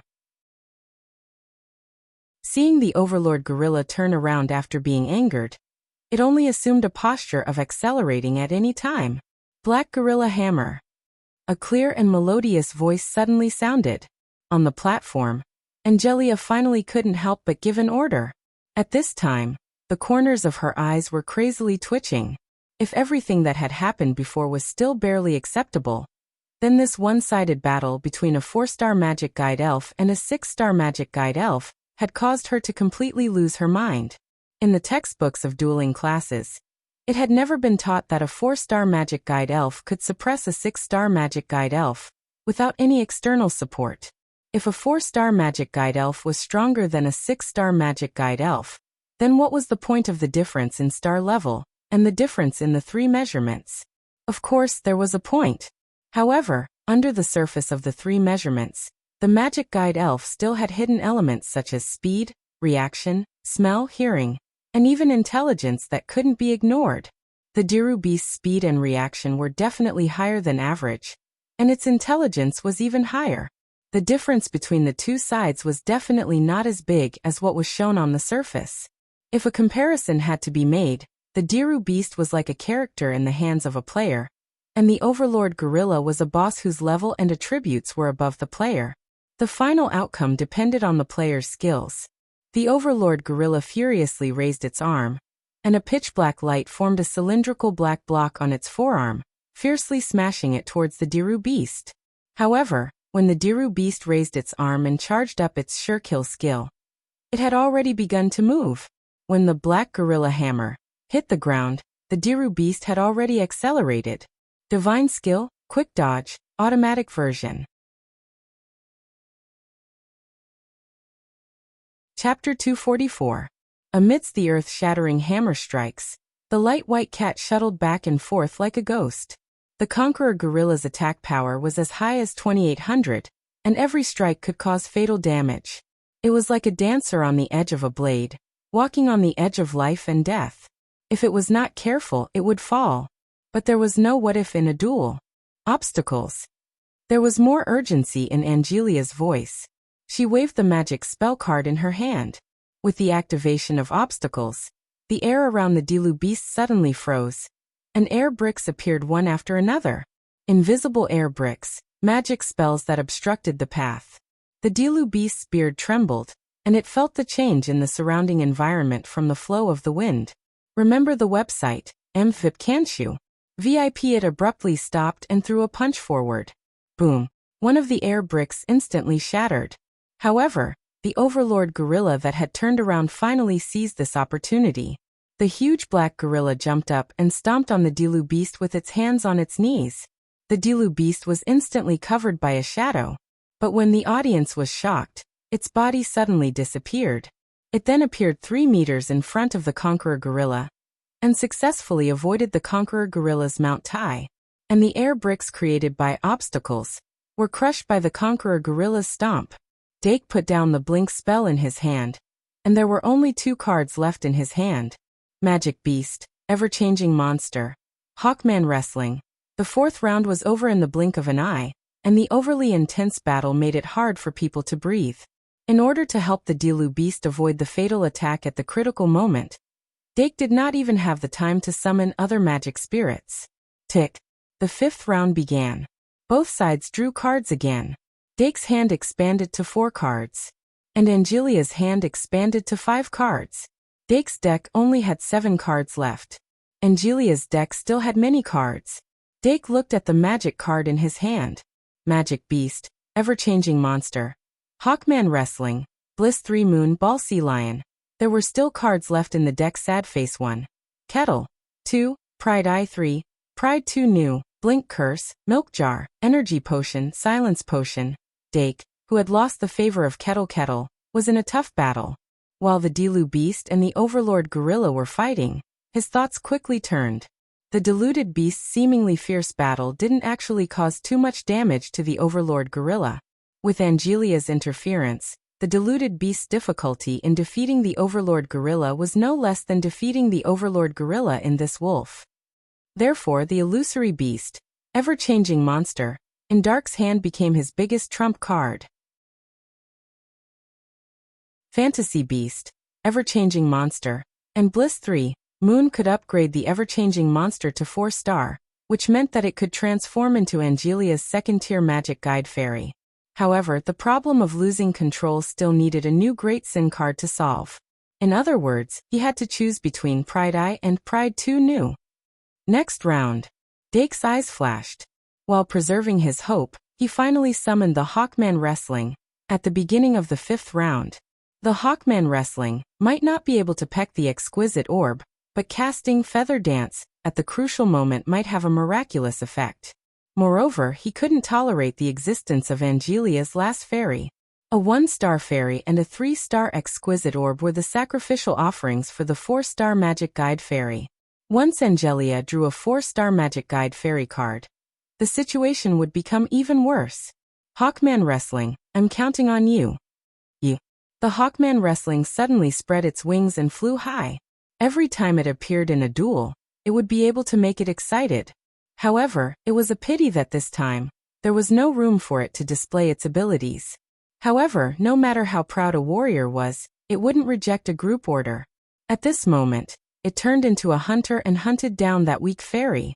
The appearance of the Hawkman wrestling made Angelia immediately give up on summoning the 4-star magic guide fairy. Originally, she was also weighing the pros and cons of sacrificing the exquisite orb. Now there was no need to weigh it too much. She chose another newly drawn magic guide fairy on the spot. Magic guide summoning, flying guinea pig. The card surface turned, and a guinea pig with gray wings flew out from it, quickly growing to the size of a bucket. It was chubby and very cute. It made people want to hold it in their hands and pinch it flat. However, it was this guinea pig that was holding a chopstick-length western sword, flapping its wings and flying in the air, raising its sword at the Hawkman wrestling. The Hawkman wrestler grinned, his spirits rising. The battle between the Hawkman wrestling and the flying guinea pig. The battle between the Diru beast and the Overlord gorilla. It unfolded in the sky and on the ground at the same time. Fairy Ivan guarded in front of the blue magic guide ball, 2 pink ribbons fluttering in the air. It also wanted to join the battle, but it raised its paw to take a look and gave up. Not to mention what to do if its nails were worn out. It felt that it really couldn't scratch the Overlord gorilla's skin, therefore, protecting the magic guide ball from being stolen became its duty. The battle became more and more intense. Whether it was the people inside or outside the arena, they all held their breaths and stared. The outcome of a battle between magic elves was usually decided very quickly. This was because their moves were very straightforward, and they weren't afraid of death. They also needed to decide the outcome of a battle within 3 to 5 minutes. Otherwise, they would start consuming their own mana. In short, it was a fight to the death. A fighting style like the Diru beast was extremely rare. However, as long as it was within the rules of a magic guide duel, the winner would be king. Every time a duelist relied on a new trick to win, it would attract a bunch of imitators. However, there were some things that not everyone could imitate. Halfway through the 5th round, Dake silently summoned Magic Beast, ever-changing monster. Just like summoning trash slime, it pretended to be a pool of mucus and lay on the blue magic guide ball. A real duel was different from a card game. As long as it could pretend to be useless, it could eliminate its presence. Since it was a trump card, it naturally had to be hidden. Then the battle in the sky was decided. The flying guinea pig was torn to pieces by the flying eagle man, but the falling eagle man's body was also pierced by the western sword, and had to land to catch its breath. Angelia held 4 magic guide cards in her hand, but she kept frowning and only focused on the Overlord gorilla's battle. Unknowingly, the location of the battle had moved from the red area to the blue area. It's time. Angelia suddenly pulled out one of the magic guide cards. Only 3 seconds later, the huge black gorilla suddenly disappeared in front of the Diru beast, and appeared behind it in a flash. Its turning speed wasn't fast, but it didn't need to turn around. Roar! With a roar, the Overlord gorilla directly pounced on the blue magic guide ball. Fairy Ibu suddenly straightened her ribbon. Majimoto. Chapter 245. Flicker Incantation. As a general incantation that could be learned in the first half of the first year, the flicker incantation was very difficult to create, but it could always be used at crucial moments. Angelia looked at the Overlord gorilla that had successfully bypassed the Diru beast and pounced at the blue magic conducting ball. He couldn't help but reveal a faint smile of victory. With the Overlord gorilla's attack power, it only needed 1 attack. The life enchantment with 2,000 points of magic was just a flickering candle in the wind. As for Fairy Ibu that was blocking the magic conducting ball, she just needed to crush the life enchantment along with it. A 4-star that could block a 6-star magic conducting fairy was special in the end. Angelia didn't think that this Fairy Ibu would be able to do it like that white cat. Everyone's gazes were fixed on this moment. Remember in 1 second. https://m. Vipcanshu. VIP Dake suddenly became nervous. This change was too fast. Even if he reacted immediately, he wouldn't be able to think of a countermeasure. He could only hope that the magic conducting fairies were quick-witted. The Overlord gorilla used its 2 arms to push the ground and quickly closed the distance between it and the magic conducting ball. At the last moment, its 4 limbs exerted force and it suddenly leapt up. Its huge body covered the entire summoning area. and its ugly face became even more sinister. Fairy Ibu bared her fangs when she was covered by the Overlord Gorilla's shadow. Two ribbons shot out like snakes, trying to obstruct the Overlord Gorilla's attack.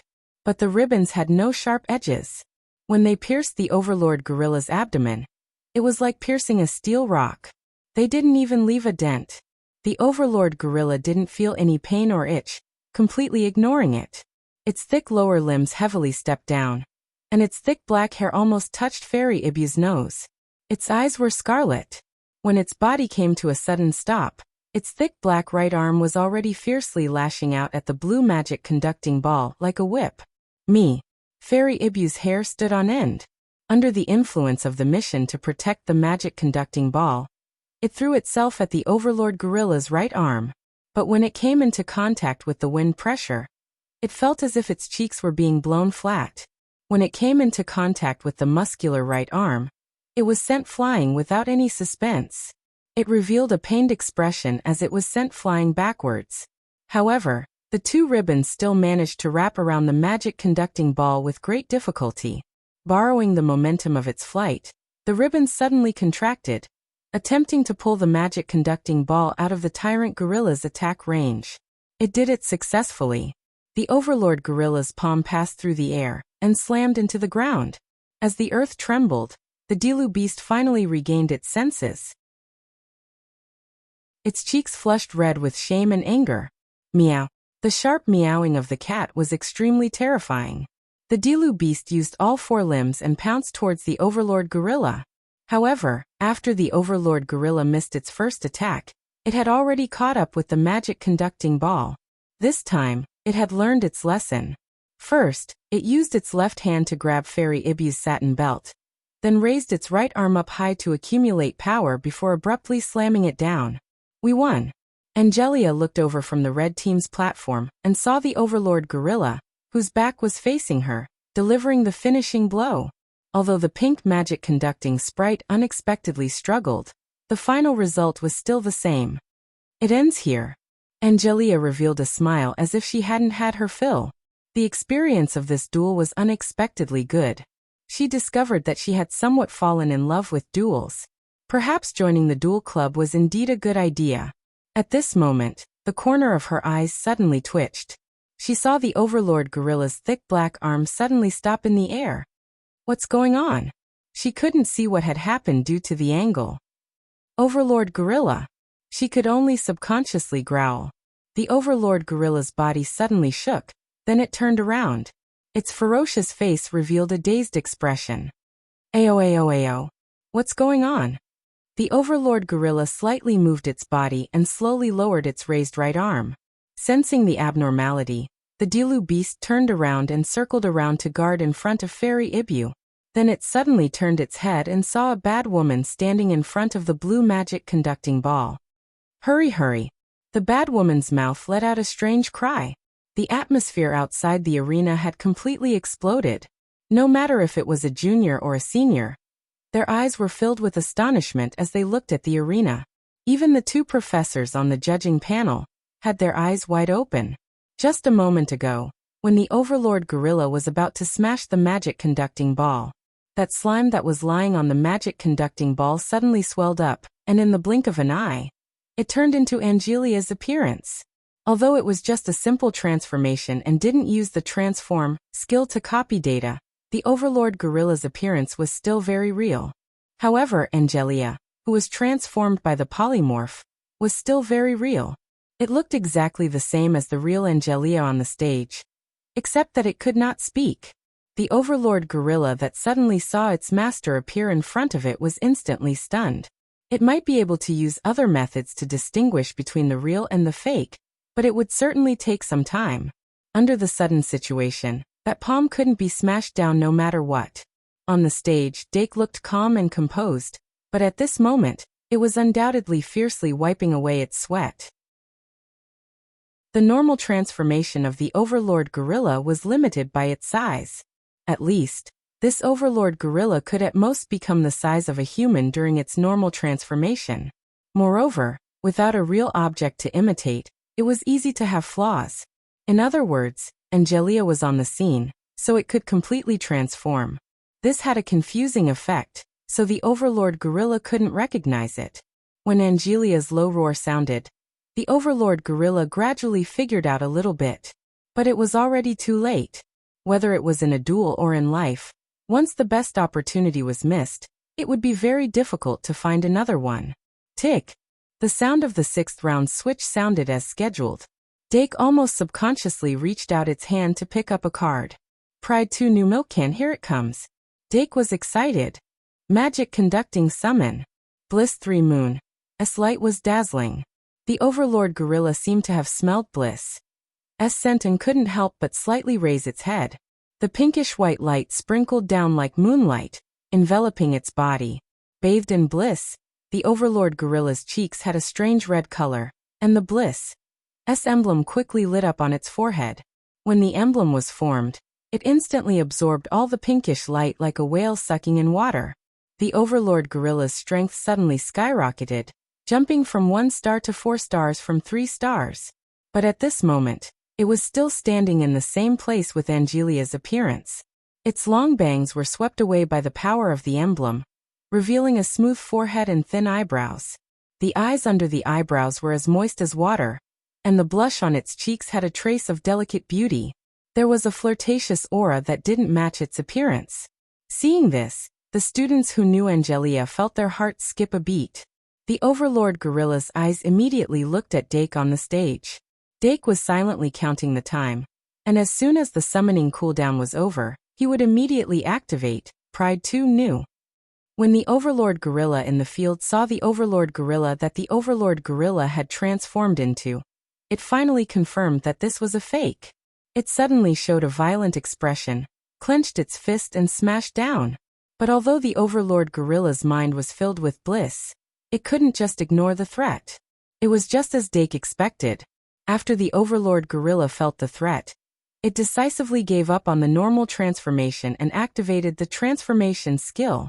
And the target of the transformation was naturally the strongest one on the field. The Overlord Gorilla. Roar. The skin that belonged to Angelia cracked from the inside out, and a huge black-haired gorilla drilled out of the skin. It raised its huge hand and grabbed the Overlord Gorilla's fist. Using the momentum of the transformation, the Overlord Gorilla's fist was pushed back by the Overlord Gorilla's fist. The Overlord Gorilla was caught off guard and took a few steps back, but when it reacted, its face became even more ferocious. On the field, 2 identical ferocious beasts were quietly confronting each other. As the light of Pride 2 New poured into the Overlord Gorilla's body, its mind finally found a trace of clarity from the chaos. Overlord Gorilla, Overlord Roar. The voice that came from behind made it immediately open its mouth and roar. A tsunami-like sound wave suddenly roared out. For the first time, the Overlord Gorilla was forced back by its own killing move. After it took a few more steps back, all the hair on its body stood up, and it hit its own chest with force. But this kind of deterrent action was meaningless. Suddenly, a white shadow flashed in the bottom left corner of its vision. After a few seconds of thinking, the deluded beast stepped forward and entered the battle between the beasts. The biggest weakness of the Overlord Gorilla's transformation was that it couldn't change its mana. Now the 4-star Overlord Gorilla only had 400 mana. If it really fought with the Overlord Gorilla, it would definitely lose. But after the deluded beast joined in, everything changed. After the Overlord Gorilla transformed, there was an additional killing move called Black Gorilla Hammer in its skill bar.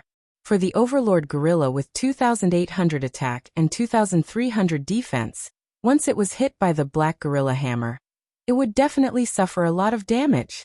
In addition, the Overlord Gorilla's mana had been worn down by the deluded beast. This attack would be fatal. Magic Summoning. Seeing that the Overlord Gorilla was in a desperate situation, Angelia, who didn't know that the Overlord Gorilla only had 400 mana, made a prompt decision to sacrifice the Lonely Fairy and the Exquisite Ball as a sacrifice, summoning a new Tier 4 Magic Summoning Elf. It was a black rattan beast that was extremely fast. Card name Vine Beast. Type, Elf card, Race Plant. Attribute, Grass. Mana, 1400. Attack, 1900. Defense, 900. Killing move, Ghost Vine Twist. The small dog-shaped beast formed by black vines had a light body that gave it extreme speed like a phantom. The black ghost vines that extended from both sides of its shoulders were as sharp as spears. Its powerful attack coupled with its explosive speed made it like a shadow assassin, bringing despair to people. But after Angelia summoned the vine beast, she didn't order it to join the battle with the overlord gorilla. The vine beast's weak body couldn't withstand the white cat's attack, and it wasn't a warrior that could gallop on the battlefield. At this moment, its target was the Hawkman that had been forced to the side by the previous battle. The heavily injured Hawkman was only a 3-star magic summoning elf, and had temporarily lost the ability to fly. Even if it raised its wings in time, it still couldn't block the piercing of the ghost vines. After the last cry, the Hawkman left the battlefield. The biggest threat to the magic ball had been eliminated. The vine beast's body turned in the air and rushed toward Fairy Ibu without stopping. Fairy Ibu, who had just taken the Overlord Gorilla's attack, wasn't in a good state at the moment, even though her upper arm wasn't seriously injured. Her 2 ribbons were especially damaged. But her gaze was resolute. After capturing the vine beast's position, she crashed into it. Her body turned into light in the air, and a mysterious sacrificial summoning array appeared in front of the blue magic ball. An adorable cow came out of it and instantly raised both of its hooves to block the ghost vine that was piercing towards it. The ghost vines that had always been successful finally pierced the steel plate. Moo! The milk jug grabbed one of the ghost vines with each hand and pulled with all his might. The light vine beast was suddenly pulled over. No, it was taking advantage of the situation. A black crack appeared in the middle of its body, and its whole body instantly turned into a huge mouth, swallowing the milk can whole. Crack! The jagged black vines closed forcefully. Killing move vine twist. The vine beast let out a ghostly howl, wanting to strangle the milk can inside its body. However, its expression suddenly changed. Rip! The body made of black vines was torn in half from the inside out. The milk can pulled the black vine's body in front of it, and continued to tear it apart. Not only was it not injured at all, but its attack power also temporarily increased from 1000 to 1500. Herbivore, passive skill. When attacked by a grass attribute killing move, not only will you not be injured, but your attack power will also increase. The black vine mulberry died with its eyes wide open. Roar! In the end, the Overlord Gorilla couldn't resist the righteous 2 versus 1. After being dazed by the Dilu beast, the ever-changing beast's black gorilla hammer hit its chin, giving it a fatal blow. Boom! As the huge black gorilla fell to the ground, the audience was in an uproar. On the red team's platform, Angelia couldn't help but grip her cards tightly. She had never experienced an infinite reversal in a duel, and her mind was a little unbalanced in this roller coaster experience. But her previous strategy was effective. Although the situation had fallen to a low point, the vine beast successfully killed the Hawkman wrestling. The opponent had lost its ability to fight in the air. The red magic ball flying in the air had nothing to worry about. She still had a chance. Tick. The 7th round had quietly arrived. But this was no longer important. Dake summoned the last card in his hand. The ball sea lion, who appeared in the light, used a large area killing move against the magic ball in the air. Bewitching voice. It was different from Fairy Ibia's bewitching voice. The ball sea lion's bewitching voice turned into a water attribute under the effect of moist voice, and it had physical damage outside of mental strength. Red magic ball. Magic power returned to 0. 2 in 1 4000.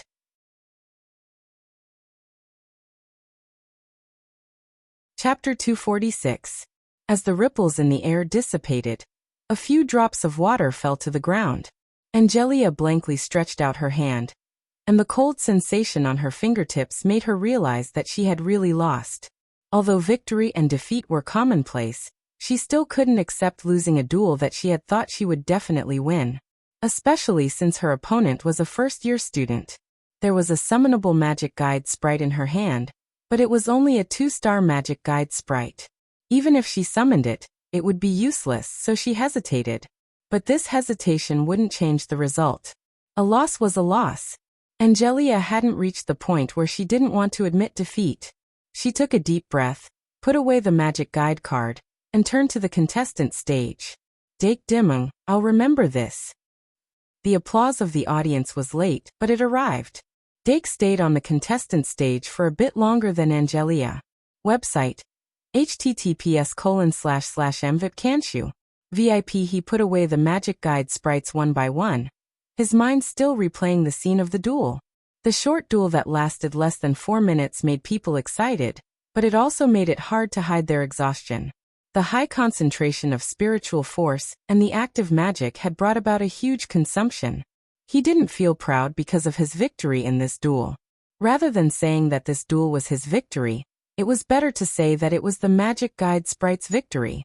If it wasn't for the Diru Beast's extraordinary performance and the multiform monster's inspiration at the crucial moment, he might have already lost.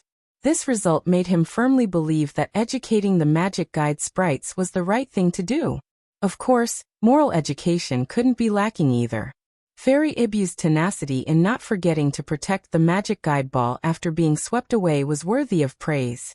As the intelligence of the magic guide sprites increased, their feedback on the damage and pain would also increase. Thinking about it from another perspective, Dake didn't think that he could react that way when he was in pain. He continued to think about what he needed to make up for, and what he could use to his advantage, slowly walking down the stage. The 3 judges on the judging panel also announced the score at this time. Professor Cheong-si was the first to raise his board. Red side Angelia 9 points. Blue side Dake 10 points. As the winner, Dake received full marks as expected. Angelia, on the other hand, also got 9 points. She was 1 point away from 10 points. But that was not because she had failed. It was only because she was a third-year student that she did not display the dominance that a third-year student should have.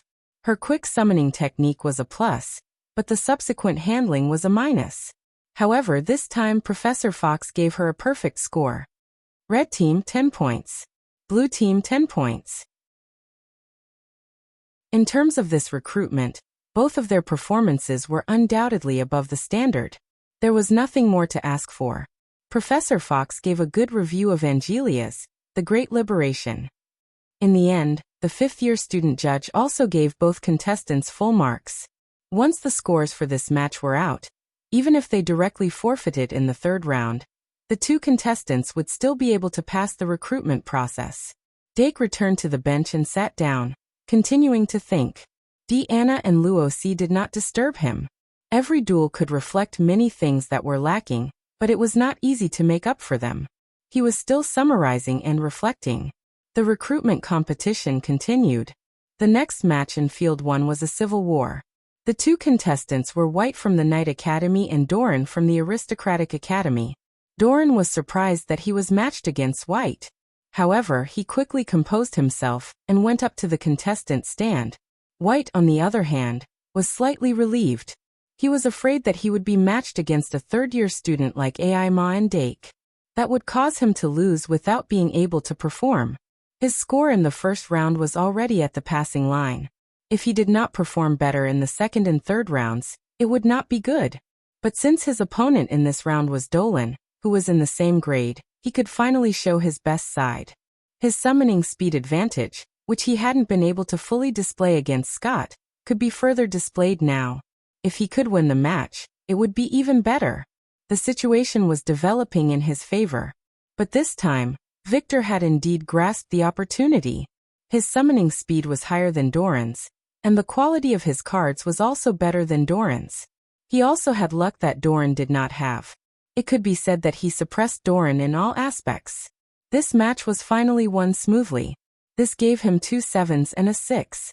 Although Dolong had lost, he had also displayed his strength in the competition and obtained a passing score. Following that, it was finally Deanna's turn in the 4th match. After defeating the 2nd-year senior, Marjorie, in the previous round, she encountered another 2nd-year senior. However, she was not as lucky as the last round. This senior from the Knight Academy had a steady style. He blocked and resolved all of her attacks, and finally defeated her by relying on a richer deck of cards. Both of them performed well in this match and received high marks from the 3 judges. Then it was the 5th and 6th match. In the 7th match, Ai Ma Métis appeared again. Emma, who had lost to senior Angelia in her first match and hadn't been able to perform at all, finally encountered a slightly normal player. It was a second-year student from the magic faculty. As soon as the match started, it attracted Dake's attention. He turned around from his conversation with Deanna and looked at the second-year student. It was a boy who looked very clean. He wore a coffee-colored scarf and looked very cultured. He did have the style of a student from the magic faculty. Dake wondered why such a senior did not pass the exam last semester. Spencer Alec, nice to meet you. Spencer took the initiative to greet Emma politely as she stepped onto the contestants' platform. He was very popular. There were many students outside the venue who came to cheer for him. Dark blinked, thinking that student Emma was really unlucky. She had encountered two opponents that were not easy to deal with twice in a row. However, compared to Angelia, this senior Spencer should be slightly inferior. AI Ma still had a chance. Similar judgments were made between Helena and Winnie. Two members of the literature club looked worriedly at Emma, who was on the red team stage. Beside them was Angelia, who had gathered together. Helena turned around and teased, "Angelia, how does it feel to lose a duel?" Angelia said expressionlessly, "It's not bad." Helena's eyes widened.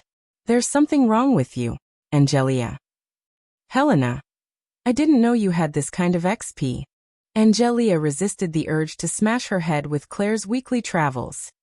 She suppressed her tone and asked, "Have you chosen the new students for this year's aristocratic academy?" Helena shook her head. "Not yet." "Why? Do you have someone to recommend?" Angelia pointed at the back of a certain someone who was sandwiched between two girls on the bench and asked, "Why don't you look for him?" Helena looked at Dake and smiled. "I was wondering why you suddenly cared about the club's recruitment. How about this? If you can recruit him, I'll cover all your books for the next month." Angelia rolled her eyes and guessed the reason. While they were chatting, the competition in the venue had advanced to the battle stage. AI Ma was at a disadvantage in the first round of the speed competition. However, she once again drew the Golden Beast from the first 5 cards. The Golden Beast was the most important part of her tactical system. Not only did it have a 3-star defense of 1,500 points, but it also had the godly Golden Devour skill. Compared to the in-class competition, her card deck had been further perfected, and she had more magic cards that could be used in conjunction with it.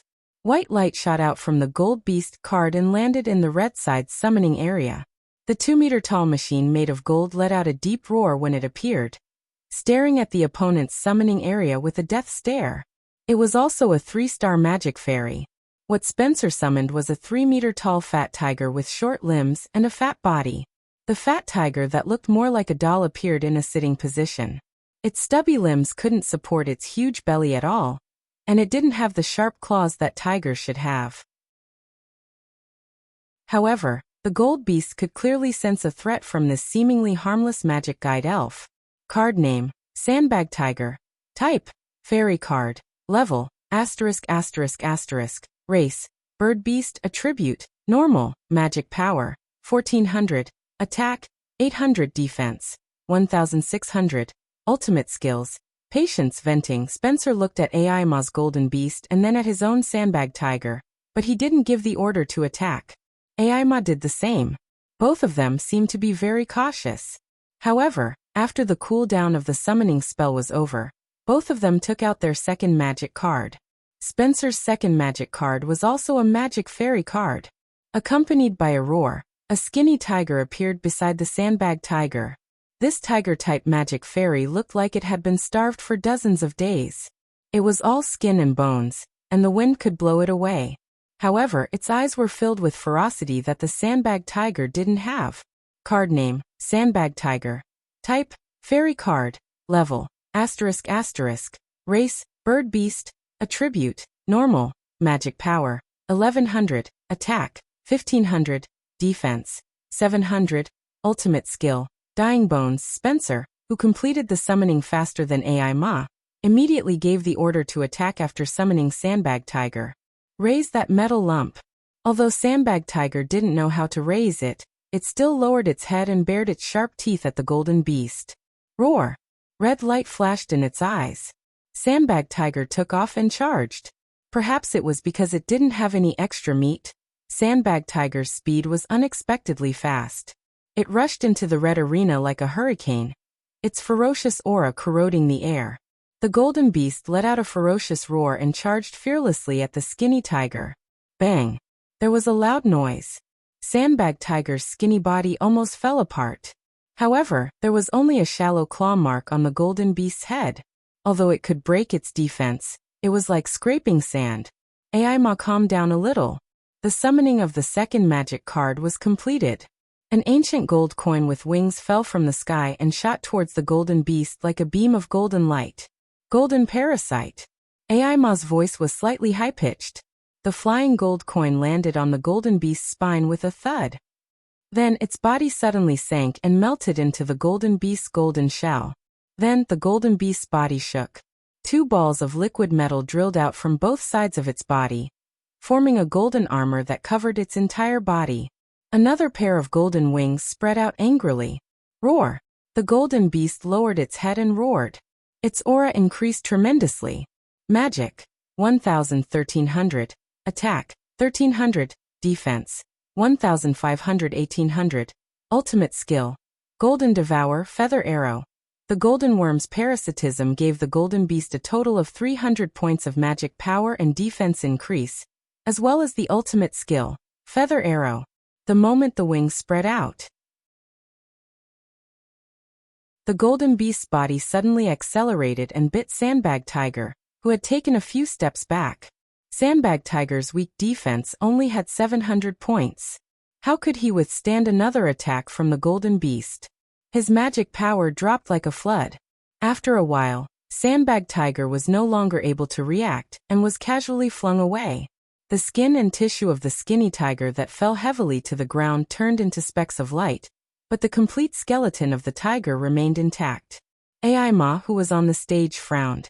She couldn't figure out what the problem was at that moment. She could only hurry and order the golden beast to attack the Sandbag Tiger. The winged golden beast was very fast. The first thing it did when it got close was to tear open the Sandbag Tiger's abdomen with its claws. There was no cotton inside. Of course, no intestines were exposed. Spencer, who was on the stage, looked very calm. The Sandbag Tiger was considered a strong card among all of his 3-star magic spirits. Its defense was 100 points higher than the top magic spirits. In addition to its body's special characteristics, it was basically invulnerable to blunt weapons. However, its resistance to sharp weapons was very weak. The golden beast's attack was only 1,300 points, but it could already tear open the golden beast's abdomen with its sharp claws. However, the Sandbag Tiger's injuries weren't as serious as it looked. Its magic power didn't decrease at all. Even though the golden beast left wounds on its body again and again, the Sandbag Tiger still sat on the same spot and didn't move. After a few times, Aima felt that something was wrong. She immediately shouted, "Golden Beast, go around it." However, when the golden beast tried to go around it to attack the magic ball, the Sandbag Tiger suddenly turned around and hugged the blue magic ball tightly in its arms. No, it even stuffed it into its torn abdomen. This made Aima immediately recall Sarah's death mummy. It looked like they were using the same method to protect the ball. She was speechless. Helpless, the golden beast could only continue to attack the Sandbag Tiger, leaving more wounds on its body. Drip. 2 in 1 4,000. What's with the underworld? F***CK.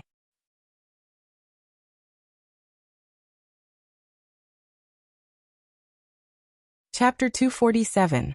Battle Stage, 32nd Round. Draw card. Aima gritted her teeth and summoned her third magic guide elf. The gold beast had a defense of 1,800 under the parasite of the gold coin bug, which was enough to deal with most magic guide elves. However, the ultimate goal of the duel was to break the magic guide ball's life barrier. Aima could not control the magic guide ball remotely, so she had to summon a magic guide elf to protect it from sneak attacks. Soon, the white light from the magic guide card fell on the red side's summoning area, and a new magic guide elf appeared. It did not look as ferocious as the gold beast, but a bronze statue of a soldier kneeling on one knee. The bronze statue of a soldier with a long sword hanging from its waist was tall and lifelike, similar to the golem game in the academy, with a full body of light armor on its body. Remember the URL. MVIP can't you? 6 Card name, Bronze Soldier. Type, Elf card. Level, Race, Machine type. Attribute, Steel. Magic power, 1100. Attack, 1200. Defense, 1300. Ultimate skill, Sweep. Almost at the same time, Spencer summoned his third magic guide elf. A glowing beetle appeared in the blue side's summoning area. Card name, Electromagnetic Beetle. Type, Elf card. Level, Race, Machine type. Attribute, Lightning. Magic power, 100. Attack, 100. Defense, 200. Ultimate skill, Magnetic sense. The electromagnetic beetle looked like an iron scarab, with 2 antennae equipped with magnetic sensors that could sense magnetic forces, which could replace a compass to point the way during exploration, making it a good helper for adventurers. However, in the duel arena, its only advantage was that it could fly. Flying in the air allowed it to avoid mini attacks, which was the inherent advantage of flying magic guide elves. With the appearance of this 1-star magic guide elf, Aima immediately realized that her opponent had gathered enough offerings to summon a 4-star magic guide elf. This made her feel a sense of urgency. However, even though the golden beast tore open one wound after another on the sandbag tiger's body, it was unable to cause any real damage to it. Aima looked at the cards in his hand, trying to find a way to crack it. However, her card set was the same as most of the first-year students at this time, mainly using the first-tier magic elven cards. There were also many magic elf cards in his hand that were used to make up the numbers. Now that even gold beasts were unable to break through the sandbag tiger's defense, no matter how many magic guide spirits he summoned, it would only increase his consumption. The disadvantage of not having a high-star magic guiding fairy was vividly displayed at this moment. Emma pulled out a corner of a magic card from her hand, her eyes flashing slightly. This magic card was her greatest achievement during this period of time. Card name, Gold type, Magic card effect. A layer of golden shell is plated on the surface of your magic guide fairy, making it look like a golden object.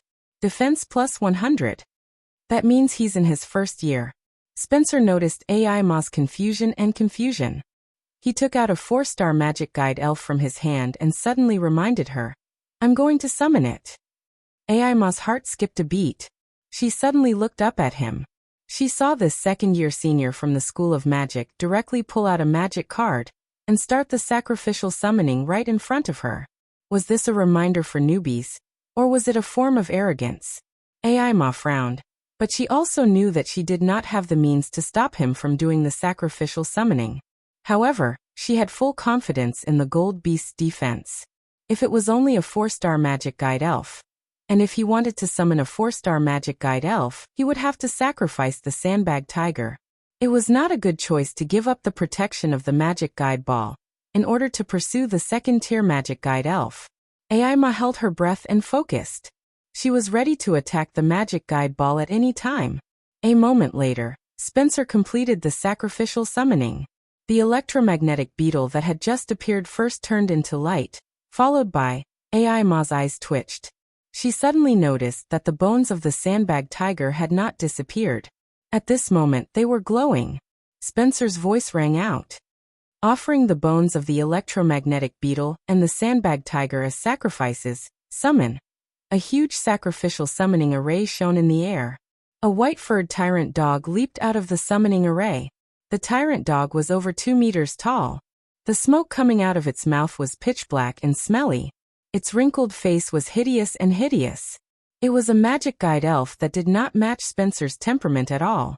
Card name, Tyrant Dog. Type, Elf card. Level, *******. Race, Bird Beast. Attribute, Evil. Magic power, 1600. Attack, 1800. Defense, 1600. Ultimate skill, Mad Dog's Tooth. The bones of that sandbag tiger can actually be used as a 3-star sacrifice. It was the first time Aima had seen such an operation. She was extremely shocked. Was he trying to squeeze it dry even if it was dead? This made her immediately order, Gold Beast, return to defense. since the opponent had successfully summoned a 4-star magic guide elf without sacrificing the sandbag tiger, then the gold beast's attack was meaningless. Quickly returning to defense and trying to survive this round should be the best choice. It was not that she did not have a chance to turn the tables. But just as the golden beast loosened its grip on the sandbag tiger, Spencer calmly spat out, "Sandbag tiger, vent your anger." Roar. In an instant, the sandbag tiger that was sitting on the ground and allowing the gold beast to bite it turned its head. Its eyes that were squeezed into slits by its fat cheeks opened angrily and glared fiercely at the gold beast. A blinding light exploded from its body. The white light that flowed out from each of its wounds gathered together to form a powerful beam of light that shot through the gold beast's body. The gold beast with 1,800 defense and 1,300 magic power was instantly sent flying. A terrifyingly huge hole appeared in its chest. Gold beast. Aima could not help but cry out. However, the gold beast held on. A fatal wound with a hole in its chest was enough to cause most magic guide elves to lose their ability to fight. However, the gold beast was a mechanical type. Even if it only had a head left, as long as it still had magic power, it could continue to bite people. Aima realized that the gold beast's magic power was not depleted. She immediately activated the magic card in her hand. Gold plating. The bronze soldier beside the gold beast was instantly enveloped in a golden light. Liquid gold poured down from the top of its head, plating its body with a perfect golden shell. The bronze soldier's original 1,300 defense became 1,400. For a 3-star magic guide elf, this was already a very good defense value. However, that was not the real reason for the gold plating. Gold devour. The gold beast struggled to stand up under Aima's command.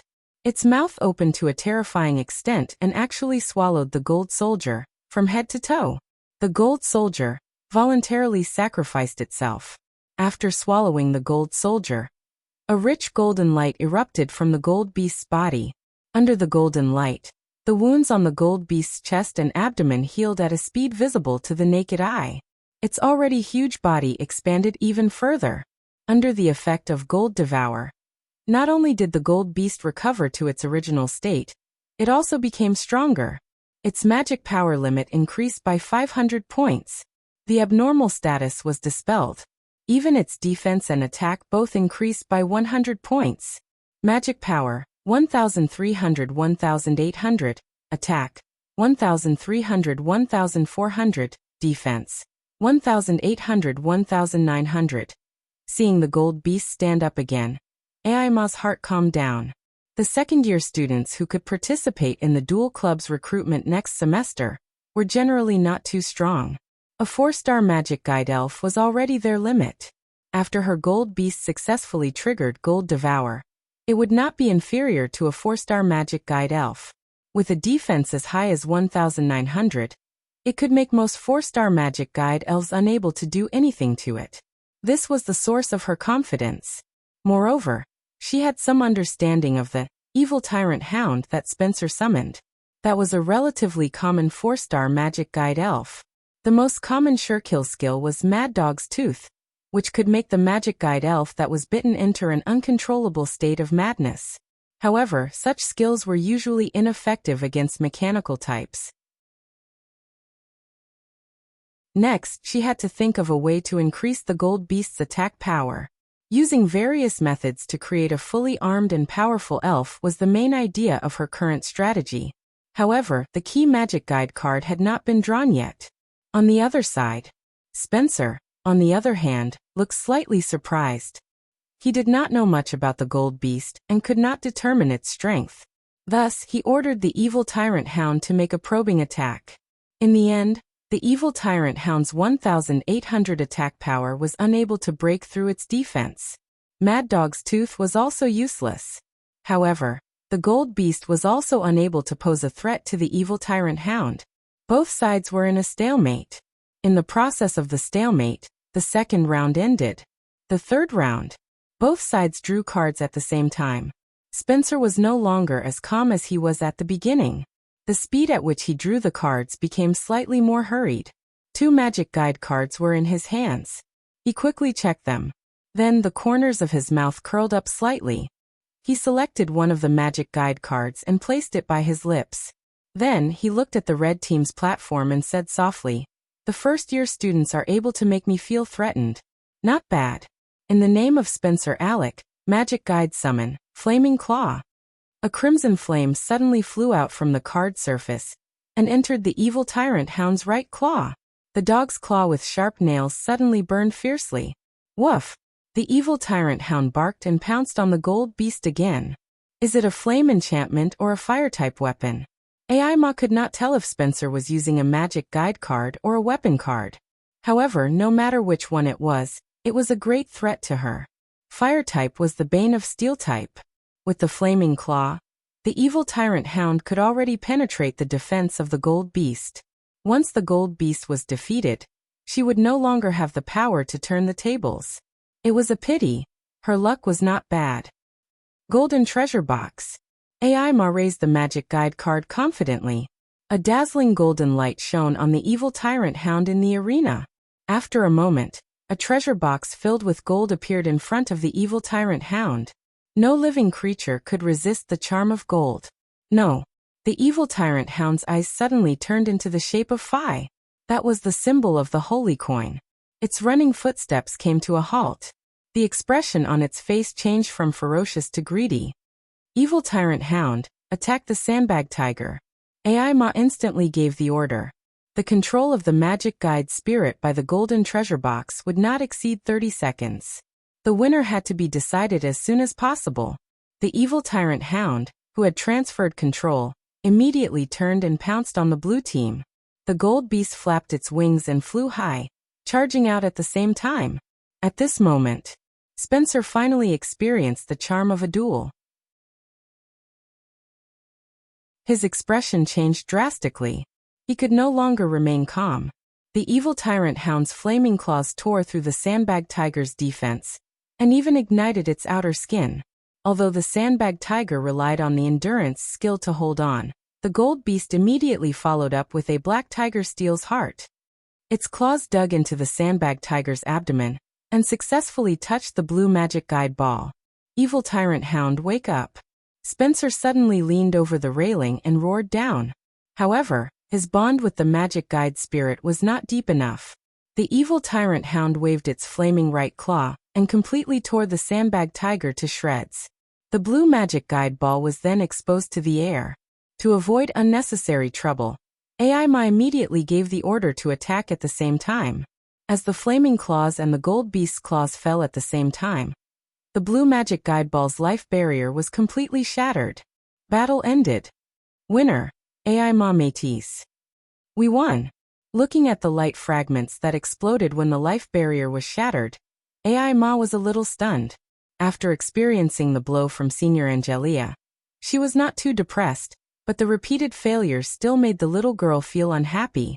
This carefree victory was still meaningful to her.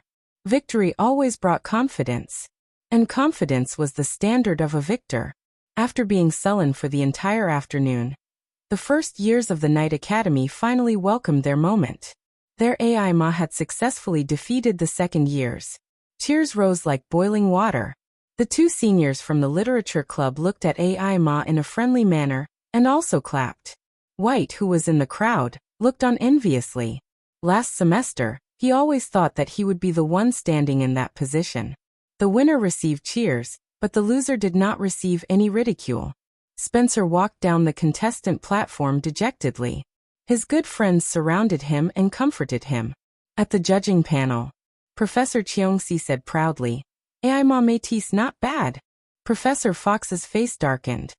Professor Cheongsi, a momentary failure doesn't mean anything. Spencer is hardworking enough. He will turn it around in the newcomer competition. Professor Cheongsi smiled. Let's wait and see. Today, she had undoubtedly won a complete victory. The judges gave their scores.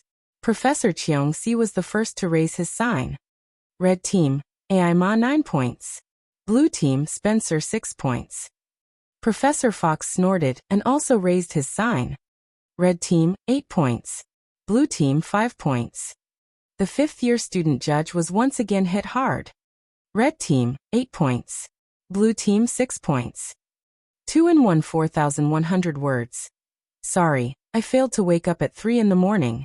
I slept too well on the weekend. Underscore. Good luck today.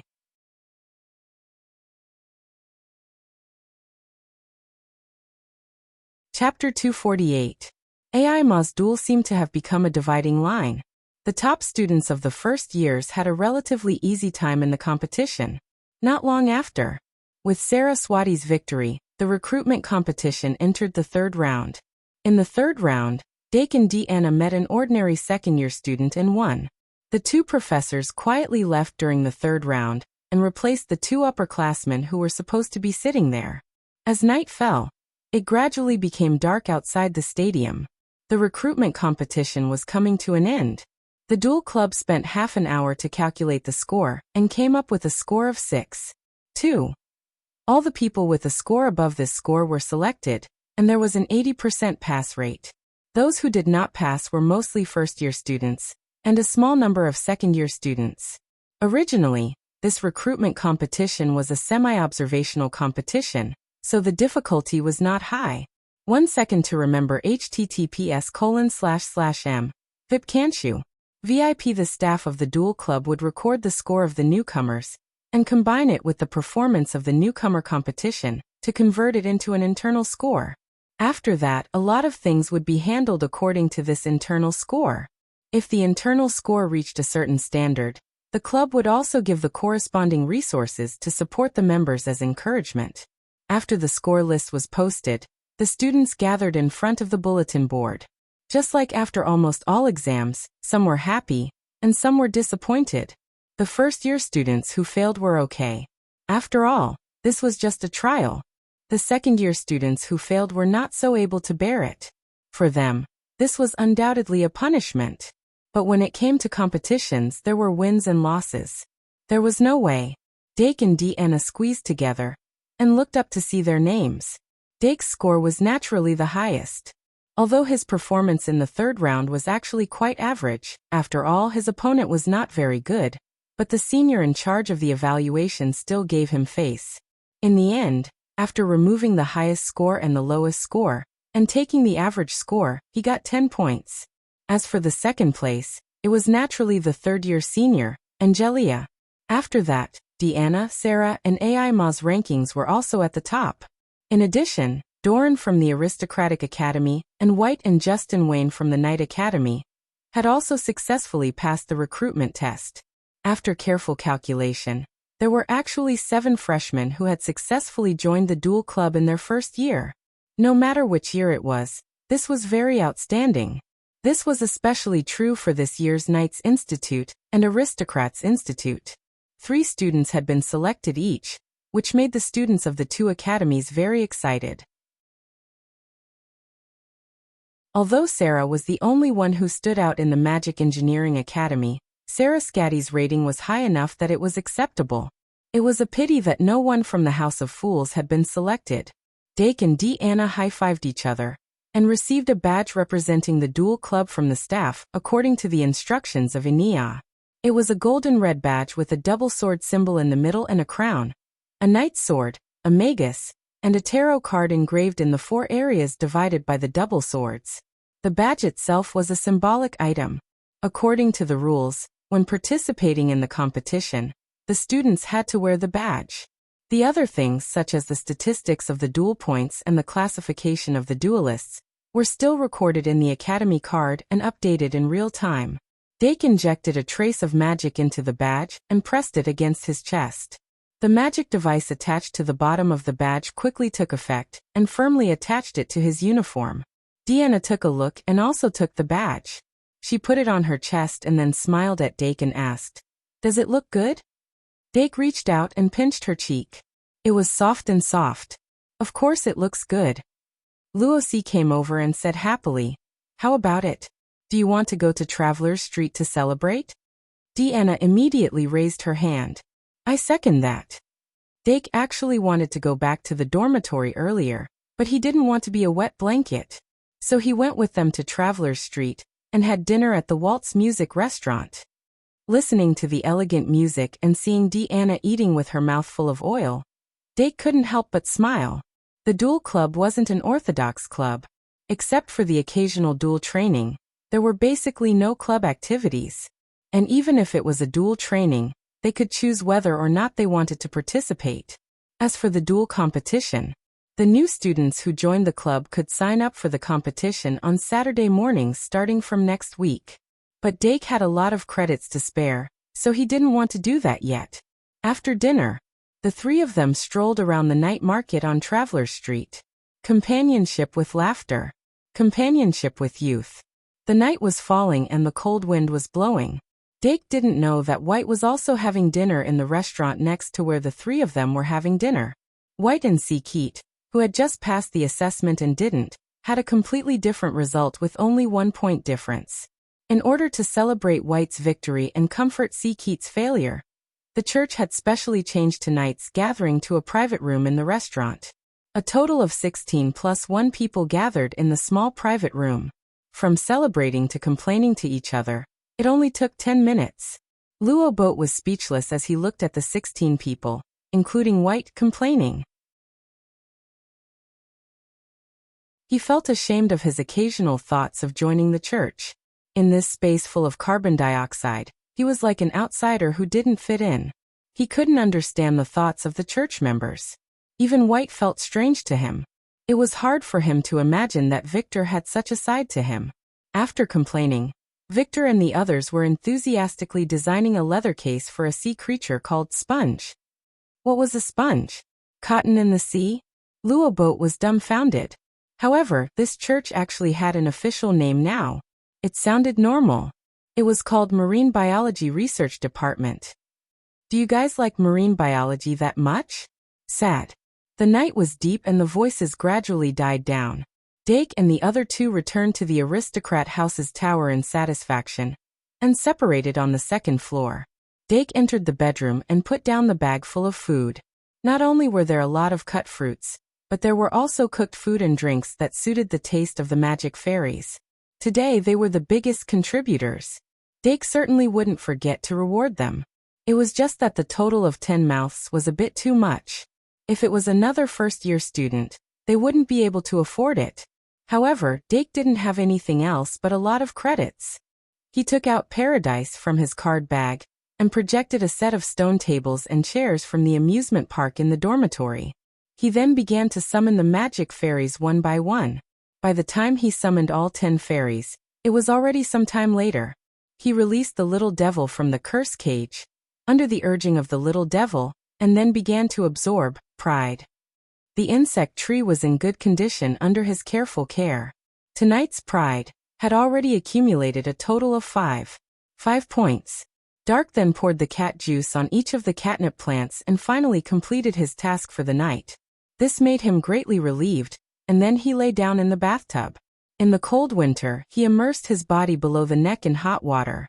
The heat continued to seep into his skin and bones, and the exhaustion gradually disappeared. Through the door, he could hear the chattering of the magic fairies. He always felt that it was especially warm. A few hours later, Dake suddenly woke up. He found that he was no longer in the bathroom.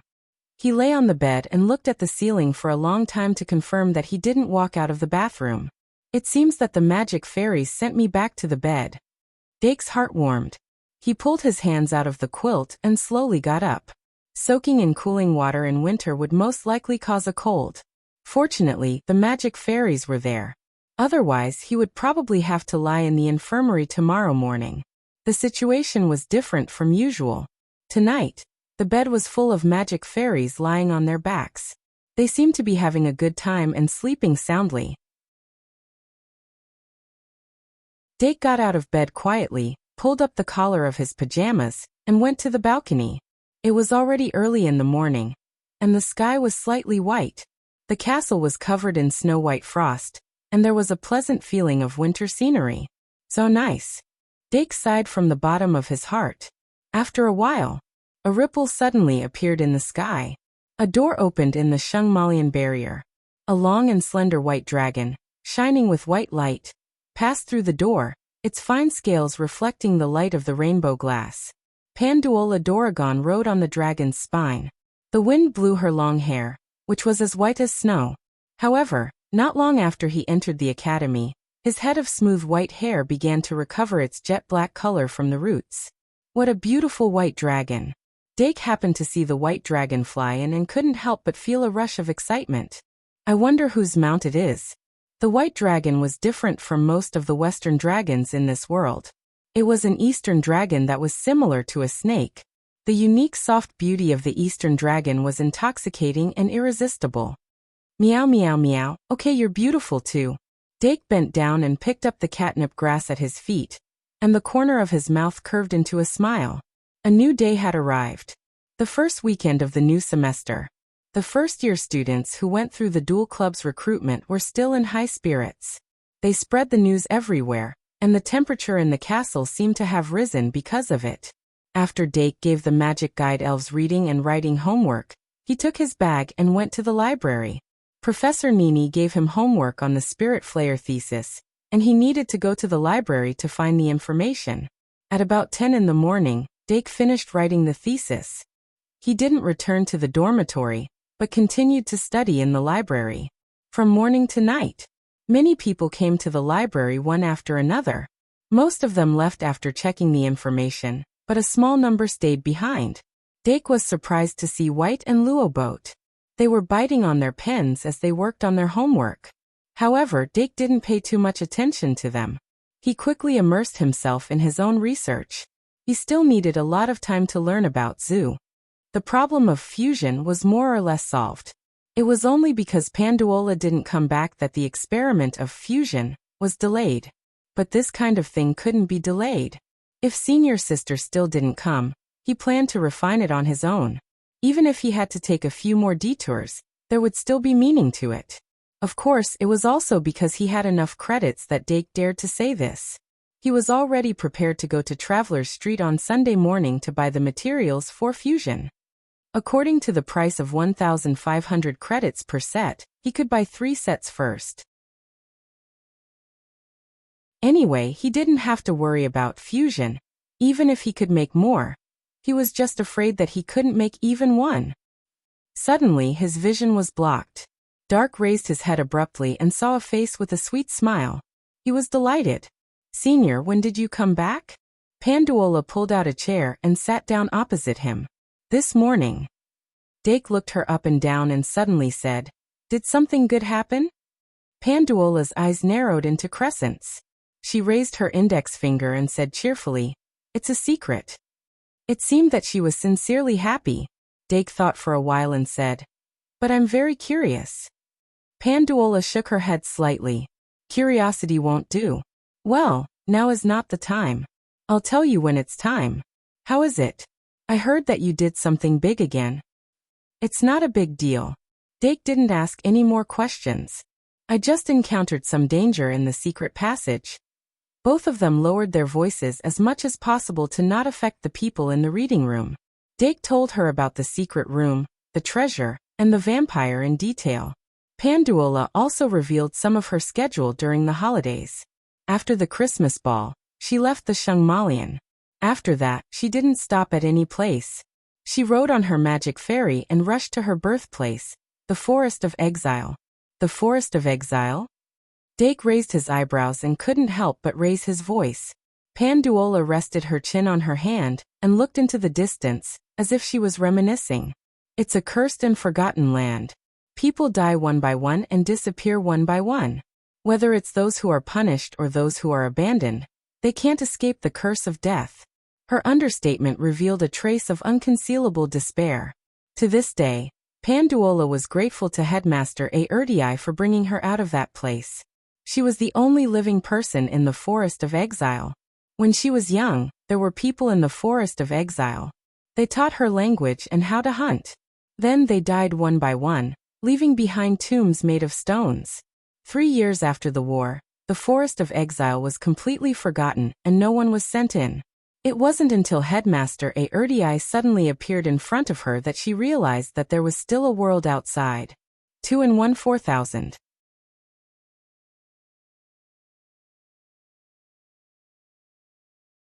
Chapter 249.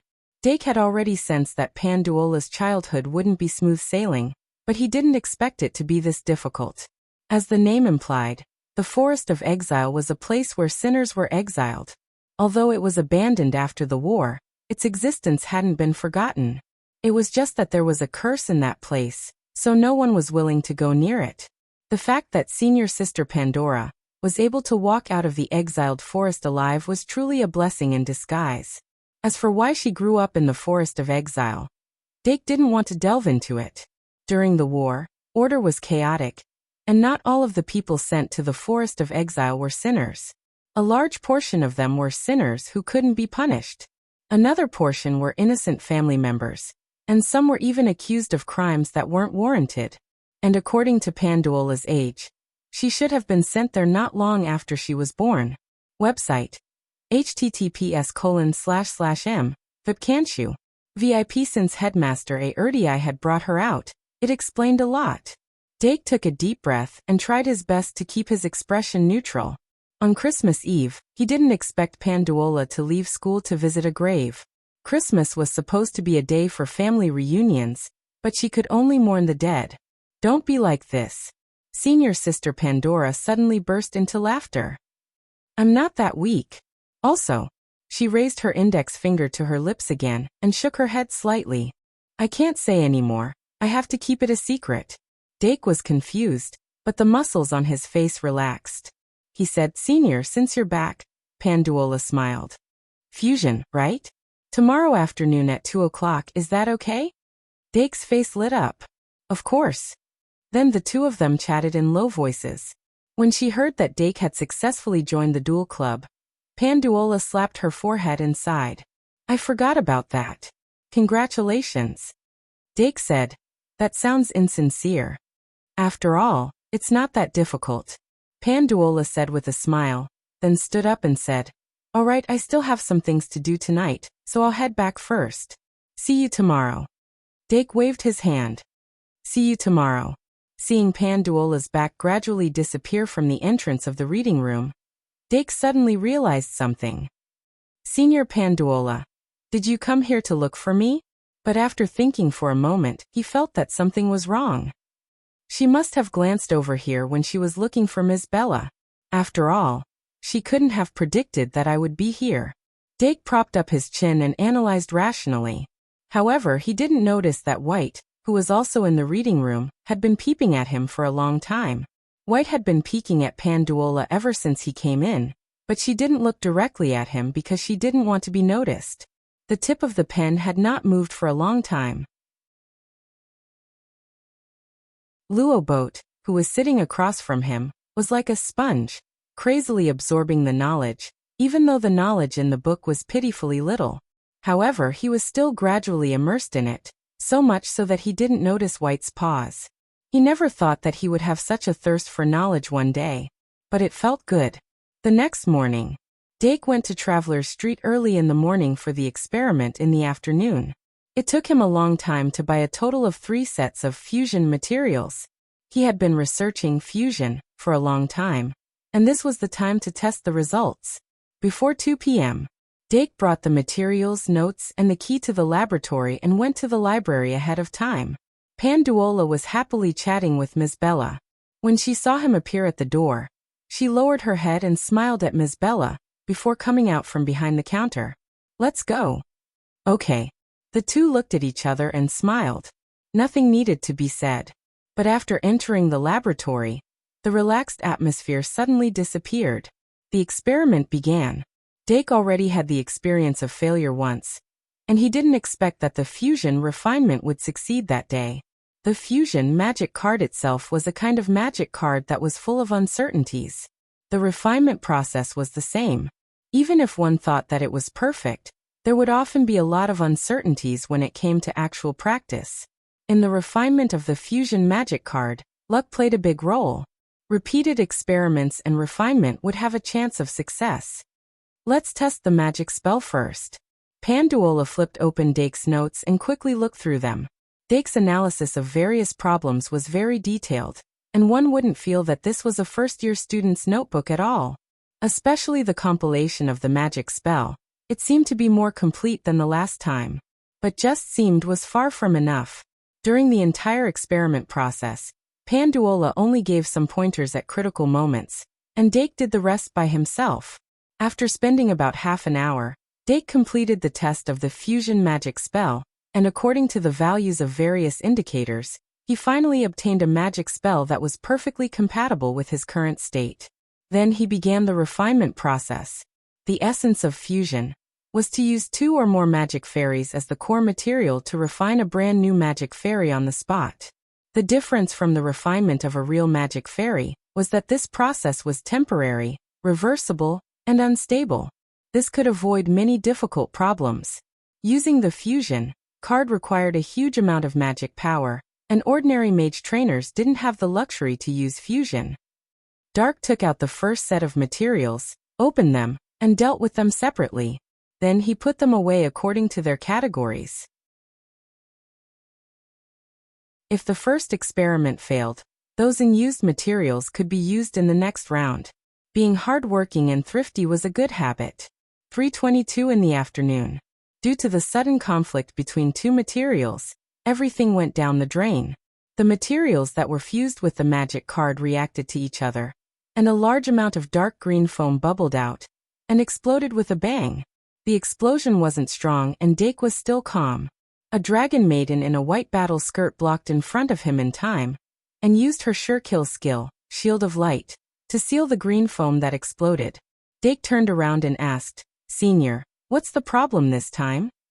Panduola waved the magic card to recall Dragon Maiden, and said, "There's a high probability that there's a problem with the materials themselves. The growth, harvesting, refining, and preservation of materials all involve many elements, and some elements that can't be detected at all often lead to the failure of experiments. This is very normal." Dake nodded, and began to clean up the remains. Since it wasn't his problem, he could continue with the second experiment. It was just a pity that the 1,500 credit materials were wasted, and his heart ached. 4:42 in the afternoon. The second experiment also failed. The reason was a mistake in the operation, and the magic vibrated too quickly, causing a mutation before the fusion of the materials stabilized. Dake reflected on himself for 5 minutes, took a deep breath, and resolutely began the third experiment. Failure wasn't scary. What was scary was not being able to find the reason for the failure. The third experiment. The goddess of luck finally crawled under the feet of the demon god.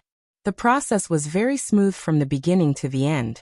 Dake used tweezers to carefully pick up the formed magic card from the black mucus, and put it under the tap to rinse it clean. A magic card that emitted a faint halo was gradually exposed to the air. It's a success. The moment he saw the card clearly, Dake was pleasantly surprised.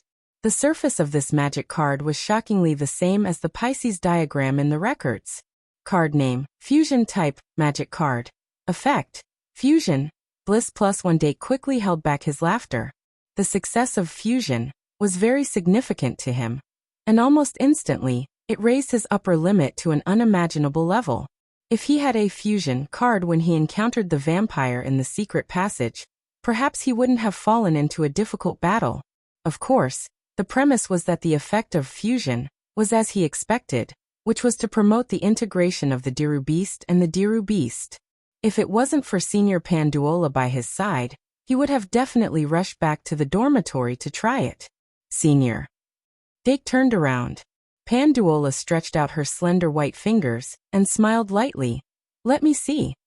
Dake solemnly handed the Fusion magic card to her. Her fingertips touched slightly, and a trace of coldness seeped into her. Panduola took the Fusion magic card and carefully looked at it. Sure enough, the pattern on the card is slightly different from mine. Dake asked, "Is this caused by the difference in the curse?" Panduola nodded. "Most of the reason is because of this. The higher the level of the magic card, the deeper the personal imprint.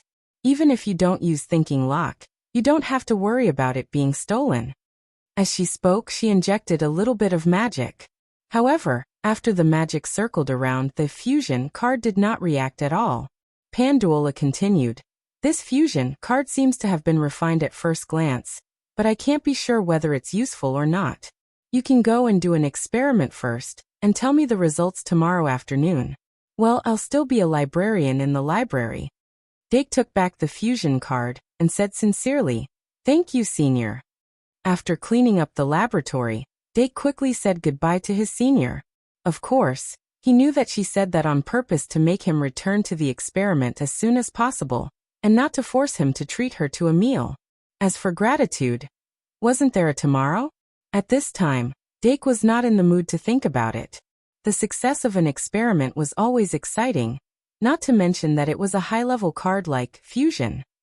In theory, without the help of Senior Panduola, he was afraid that he would only be able to successfully refine this magic card when he was in 3rd or 4th grade. Of course, his own talent and hard work were also indispensable. Ordinary people could not learn the magic language by themselves. 3,000 words. The artist has been found. Oh.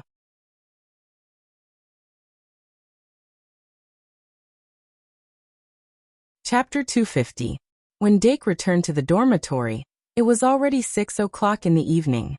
The magic guide elves who had finished their homework were indulging in their own entertainment. Only the lovely Catnip greeted him at the door every day. He bent down and picked up the cat grass along with the small flower pot.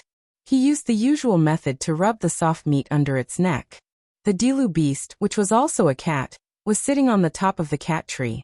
It was using a children's book to hide the twitching of its eyes. "Dilu beast, come here." Dake suddenly waved at it. It couldn't help but show a happy expression. But the next moment, it tightly closed its mouth. Then it put down the book and said, "What's the matter?" Dake opened his mouth and said, "There's a small experiment." Pa.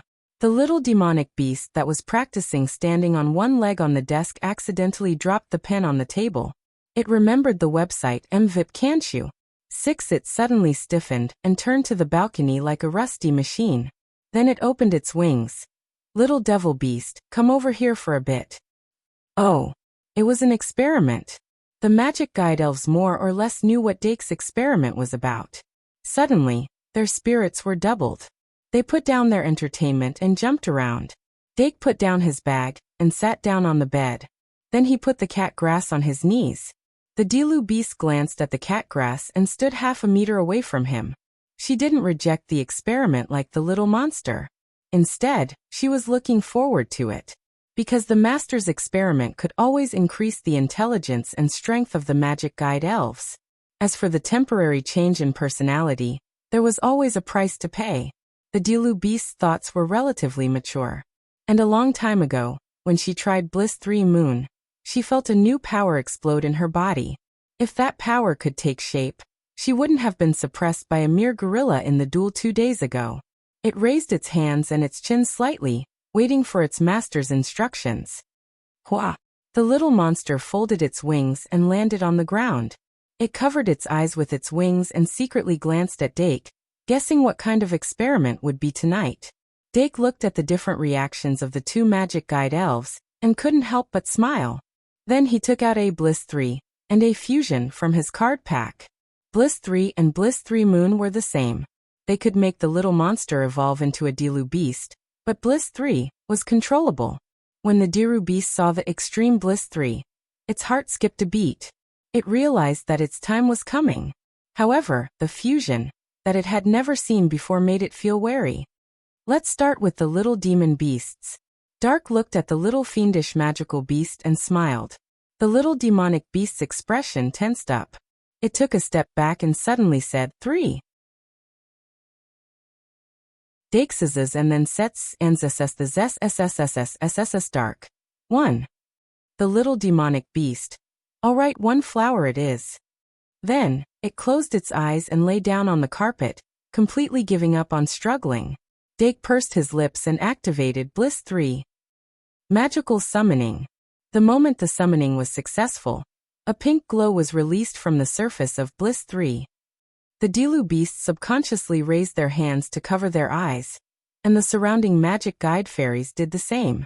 However, the pink light still shone on their bodies, causing their emotions to fluctuate slightly, and their faces to turn red.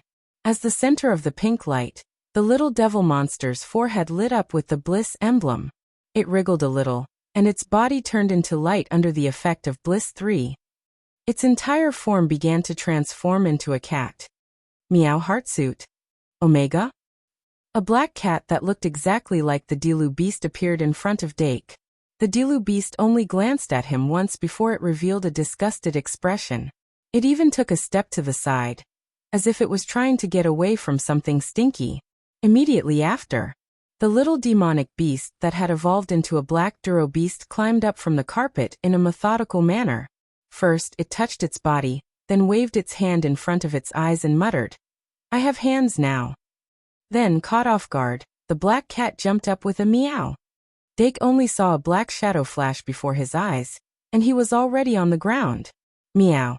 The catnip plant on his knee jumped up in fright. The Dilu beast looked at the shameless black cat and coldly snorted. All of the magic guide fairies were stirred. Dake lay on the bed and sighed. A cat's tongue was really cold. Then he reached out and seized the beast by the armpits and pulled it away from his face. Meow. The Heidi Road beast licked its lips and stretched out its 2 paws to grab Dake's wrist. It was soft. "All right, listen to me." Dake patted its head and put it beside the bed, standing side by side with the Dilu beast.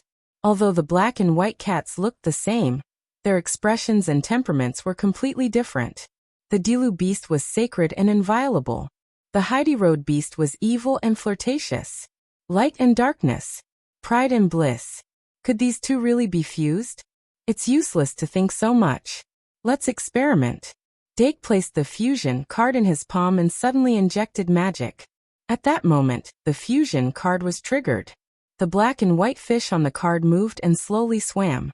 The usage of the fusion card was different from ordinary magic cards.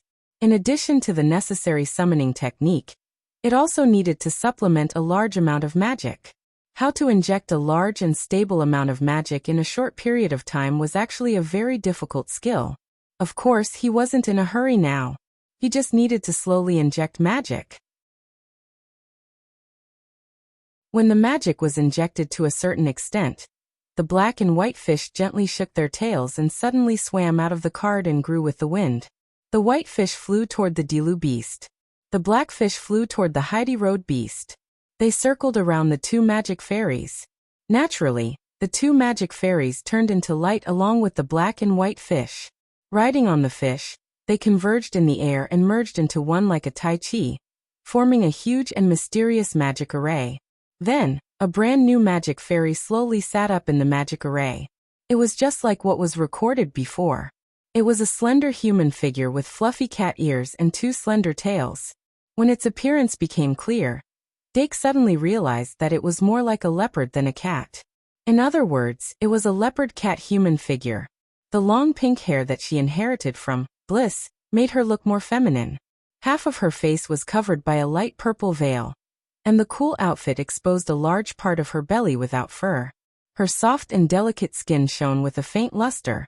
Its round breasts were wrapped in tadpole-shaped pink cups. It was soft and full. The chi tattoo branded on its belly made it look wild. The pearls, gems, and gold rings all over its body gave it a symbol of wealth. This was the beast-shaped digital beast known as the cat goddess, the embodiment of flirtatious and charming. Dake read the information from the magic card while carefully observing the fused digital beast. Although it already had a human figure, it still retained a lot of leopard cat characteristics. Its slender waist and flashy outfit made it look like a frivolous dancer. In fact, it did have a flashy personality. It was good at using the gems on its body and the bewitching glowing contact lenses to confuse the enemy, and then manipulate the opponent as it pleased. Its body was soft as if it had no bones. It could be seen at a glance that it had an outstanding cat-like agility. Its hands and feet that retained the characteristics of a beast were full of strength. The claws on both hands were sharp enough to cut through gold and iron. Card name, Basti Beast. Type, Fairy card. Level, Race Subhuman. Attribute, Dark. Magic power, 3,500. Attack, 3,400. Defense, 2,700. Ultimate skill, Chaos Vampire's Dance. This digital beast was based on the cat-face goddess in Egyptian mythology. It combined the 2 sides of light and darkness. It was a complete digital beast. The ultimate skill was Chaos. which used a flirtatious and charming belly dance to confuse and manipulate the enemy. There was also Vampire's Dance, which approached the opponent while dancing and sucked away every drop of blood in the opponent's body. It was a 7-star magic fairy with a wide range of control skills and a gorgeous wide range of attack skills. Its magic power and attack exceeded 3,000. A gold card with only 2 ultimate skills. Looking at the golden halo on the fusion magic card that temporarily carried the Basti Beast, Dake had a thought. After experiencing the gold card Fantasy Beast, changeable monster, with only 2 skills, Dake was no longer overly surprised. The existing grading of magic cards could only be said to be a popular standard. There were always special magic fairies that exceeded the standard. Just from the information alone, this Basti Beast was worthy of being a gold card. Casting a mind control skill on a person was already extremely precious, not to mention an area of effect control skill. As long as it successfully danced on the field, any magic fairy with a weak will would be captivated by its endless charm. He couldn't be more satisfied. Dake looked at the Basti Beast that slowly stood up with a face full of joy. The Bliss +1 that floated in front of his eyes made him realize that the flower card that could absorb bliss was still in the environment. Hello, my dear master. The Basti Beast, which had merged the will of the little devil and the Dilu Beast, opened its eyes wide the moment it woke up. Its gentle eyes overflowed with watery desire. It retracted the horrifying claws on its hands and turned them into a large round pad of meat. Then it reached out its greedy hand to its master. Dake also reached out his hand in response. The Basti Beast unconsciously put its palm in his palm.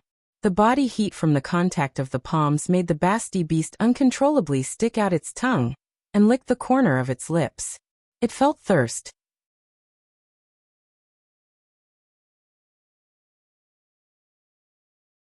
Chapter 251. Although the Basti Beast was a fusion of light and darkness, it could be seen from its image, aura, and skills that the dark side was obviously superior. In other words, between pride and bliss, bliss obviously had the upper hand. The Basti Beast's breath gradually became rapid. The smell of its master was simply a fatal poison to it. Especially the part of the will that came from the Stala Beast. It could not suppress the impulse in its heart.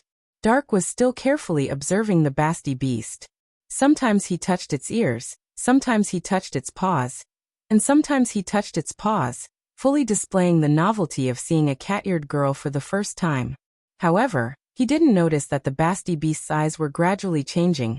Finally, when Dake touched its leopard tail that was divided into 2 parts, the Basti Beast swallowed hard and could not help it. Meow. Under everyone's gaze, the Basti Beast swallowed hard and revealed 4 small, delicate canine teeth. Dake only felt that his eyes were dazzled, and he was once again overwhelmed. 1 second to remember. https://m. VIP can't you? VIP. However, unlike the Stala Beast, the Basti Beast that was already in its orc form had an irresistible appearance, and an equally irresistible power. In the blink of an eye, the Basti Beast was already sitting on him. When Dake reacted, the Basti Beast's face was already in front of his eyes. The rich and luxurious fragrance hit him in the face, and he could not help but want to inhale it. The cat's habits were more revealed. From the depths of its eyes, one could see the greed of a carnivore when hunting for food. Its slightly dark skin was smooth and moist, without a trace of blemish. The red lips hidden under the purple tulle were faintly discernible, making people unable to help but feel a little thirsty. Bliss +1. Oh no! Dake closed his eyes in an instant, and the god of underworld art was automatically activated. His spiritual power was forcibly focused on one point, and his brain was instantly emptied. The increase of bliss stopped at the initial stage in time. It was too difficult. Even though Dake's control over pride and bliss was growing as his research on great sins deepened, it was still at a very shallow level. It would probably take a long time before he could truly separate his emotions from his sins and enjoy bliss, without increasing bliss. The compromise was to control bliss at a lower level, leaving a lot of room for growth. However, that kind of treatment was not what he wanted. However, to be able to reach this point in just half a year of research was already very difficult. Dake was not one to belittle himself. His body relaxed with the operation of the underworld spiritual art, and he was no longer affected by the feelings outside of his mind. However, the Basti beast would not stop because of this. Realizing that its owner did not resist, the Basti beast's cat ears perked up, and a soul-stirring smile appeared on its beautiful face. Then it greedily lowered its head, and at a distance where the tip of its nose was almost touching, it stretched out its cat tongue and gently touched Dake's face. The touch of the young man's smooth skin made it quiver all over, and the unique taste of its owner made it feel an incomparable love. Just this alone made its face flush, and its watery eyes rippled with layers of ripples. After transforming into a human, its sense of touch seemed to be more delicate than when it was in its cat form, and the fluctuations in its mind were also more abundant. The Basti beast retracted its cat tongue and tasted it carefully, like a cat that had tasted meat for the first time. It wanted more and more, but it was also afraid that it would accidentally scratch it and let it slip through its fingers. Since it could not get any feedback from its owner, it became cautious instead. It propped its hands on both sides of Dake's body, lowered its upper body, and wagged its two leopard-patterned long tails, revealing the urgency in its heart. Then, it carefully turned its face to the side, and pressed its burning left cheek against its owner's cheek. The two faces gradually pressed together, and the unique temperature of its owner transmitted over, melting the skin on its face. Meow Heartsuit, the Basti beast could not help but let out a murmur. A pair of gorgeous eyes gradually narrowed into a crescent moon. The surrounding magic guide fairies were shocked by the fusion of the Styla beast and the Basti beast. For a moment they were filled with envy, jealousy, and hatred, especially when they turned out to be a subhuman after the fusion. This fact was the most enviable. The magic guide fairies had originally come with the idea of watching the melon, but they never thought that they would almost bite off their own tongues while eating. They were so shocked that they could not react for a moment, allowing the Basti beast to press its face against Dake's face, and then slowly slide down to his neck. Squint. Moo. The ones with the biggest reactions were naturally the incarnations of bliss, Fairy Ibu and the Big Milk Jug. The Big Milk Jug was still a bit reserved, but Fairy Ibu was seething with anger. Her two ribbons stood up straight, and her forelimbs suddenly exerted force, pouncing towards the Basti beast's back from behind. But just as it leapt into the air, two long tails suddenly shot over.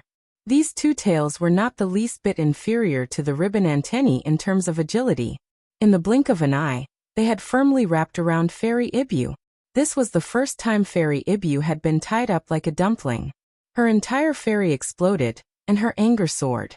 In her anger, she fiercely opened her mouth, and the power of the moon began to gather. However, the Basti beast didn't even turn around to look at it. One of its tails slammed into its mouth with a paw sound, scattering the moon force that had gathered over. As a potential competitor, one of the Basti beast's original bodies, the Styla beast, had naturally carefully studied Fairy Ibu's various skills. They definitely would not give her the opportunity to use her skills. Little Ibu, who was sitting on the side, looked at Fairy Ibu, who had been tied up like a dumpling with her mouth half open. Her heart was filled with fear, but at the same time, she was indescribably happy. Good and evil would eventually be repaid. At the same time, she carefully retracted her claws. She reflected on her previous thoughts of pouncing together with Fairy Ibu. The time had not come. The river flows east for 30 years, and the river flows west for 30 years. Today, Ibu-chan would endure. Unable to endure any longer, the milkcan turned into a round ball and suddenly bounced up from the ground, spinning as it crashed into the Basti beast. But one of the Basti beast's cat tails suddenly pulled out from Fairy Ibu's body and lashed out at the milkcan like a whip. The milkcan was directly sent flying. It rolled on the carpet twice before sitting up, its head dizzy. After dealing with the two biggest threats, the Basti beast once again indulged in its master's scent. It laid its face on Dake's neck, its cute nose sniffling as it breathed in the scent that it would never get tired of. The corner of its mouth under the veil revealed a satisfied smile. After calming down, Dake opened his eyes. He raised his hand and woodenly wiped the unknown liquid on his face. In his field of vision, the figure of Fairy Ibu, who was tied up in the air and whimpering, appeared. He raised his head slightly and saw the Basti beast tightly lying on his body. Ugh! He immediately clenched his teeth and suppressed the thoughts that he should not have before. Bliss +1. The Basti beast's charm was even more than he had imagined. No, this time, he had completely overlooked this point. Fusion was indeed a success. What he needed to do next was to study the duration and cooldown of fusion, as well as further study the theory behind the fusion of the Black Diru beast and the Diru beast. Only by deciphering the theory behind fusion could he further understand pride and bliss, and increase his ability to control these two great sins. In short, there were still many things that he needed to study, and many things that he wanted to study. The research spirit that he had gradually cultivated over the past 6 months was ignited. He tried to use this thought to divert his attention, and then used his hand to support himself on the bed, trying to sit up. But he didn't succeed. The Basti beast's strength was completely unshakable for normal people. Dake's thoughts changed slightly. Seeing the Basti beast rubbing against his neck like a big cat, he couldn't help but ask, "Do you like it?" Basti beast, meow heartsuit Dake. Is it comfortable? Basti beast, meow heartsuit Dake. Put Fairy Ibu down. The Basti beast casually swung its arm, throwing Fairy Evie to the side. Fairy Ibu stretched its limbs in the air and landed nimbly. But the moment its feet touched the ground, it bounced up and angrily pounced back. Dake raised his hand and placed it on the Basti beast's head, and then stroked it from top to bottom as if he was petting a cat. The Basti beast immediately let out a soft, lazy meow. Fairy Evie stopped moving after jumping onto the bed, and only stared at the Basti beast. Dake stroked it a few more times, and the Basti beast completely relaxed.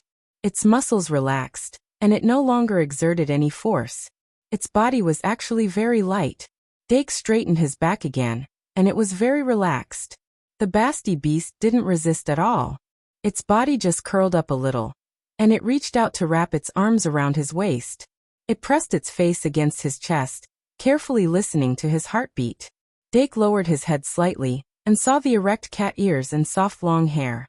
He raised his hand and stroked the Basti beast's head, and found that it was murmuring in pleasure, so he gently stroked it. The Basti beast's body became more and more limp, and its cries became more and more intimate. In the end, it's just a cat. Dake used the Sage Time After Underworld God spell to examine the Basti beast's body.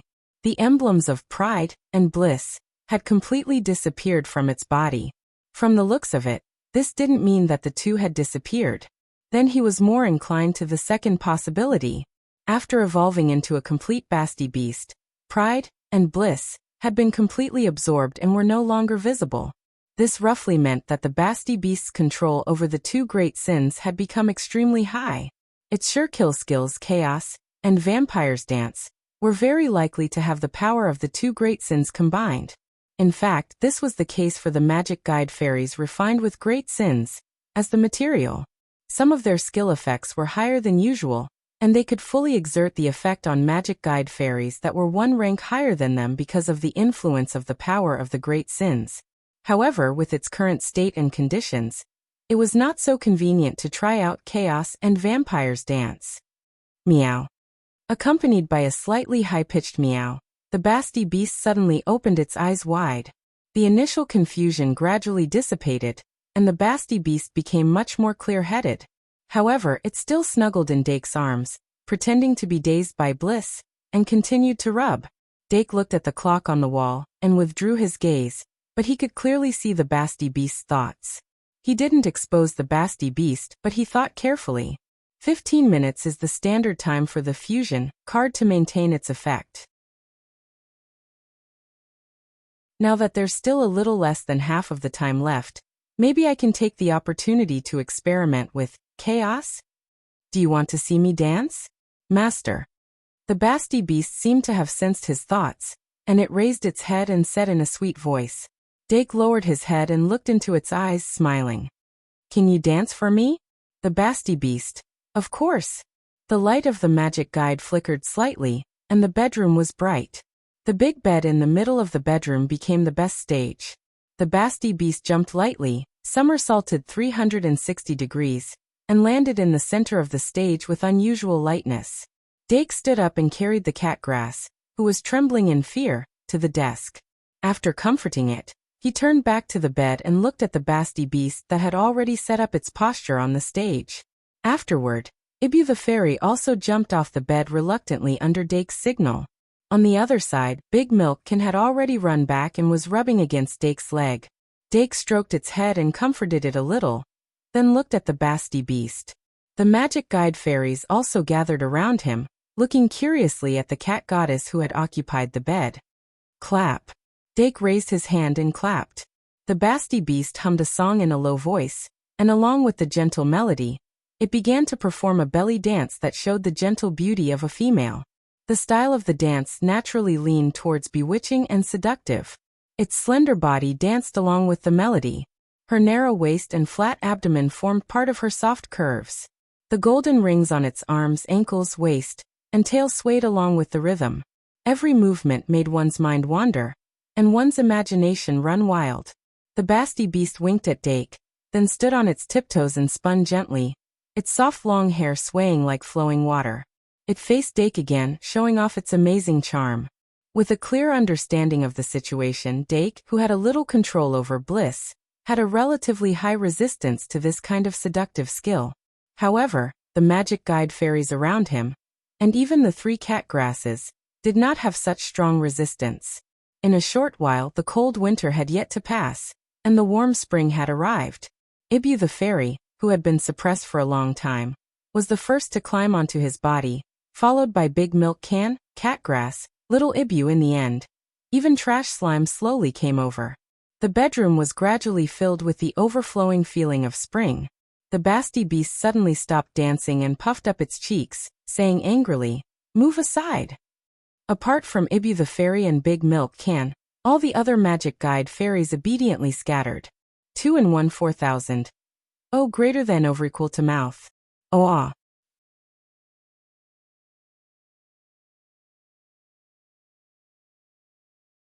Chapter 252.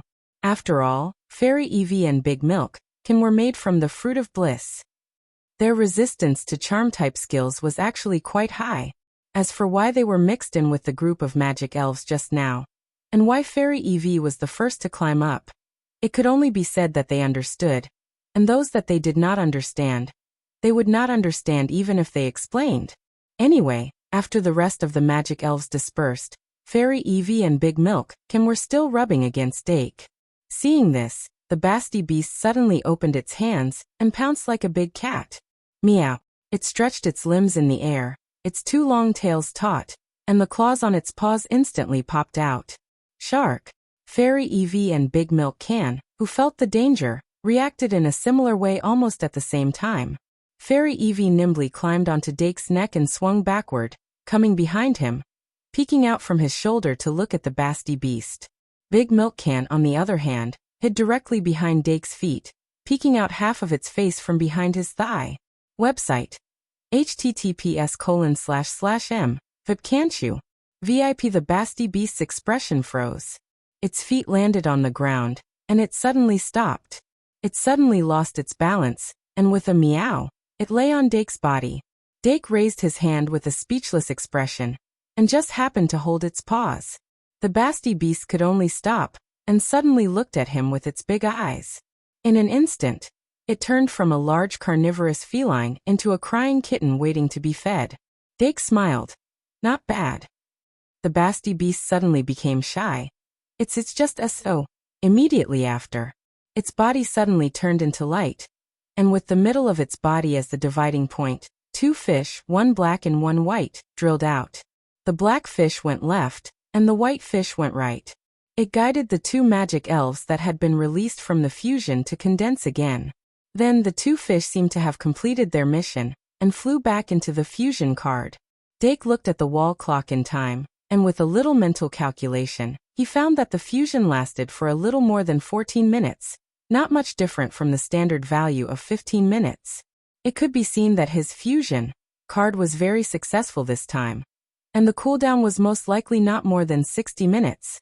Meow. The Diru beast, who had suddenly regained its consciousness, jumped to the right as if someone had stepped on its foot. It looked at the Diru beast with vigilance. The Heidi Road beast on the left degenerated into a small demon beast in a very short time. Where is this? What happened? Who am I?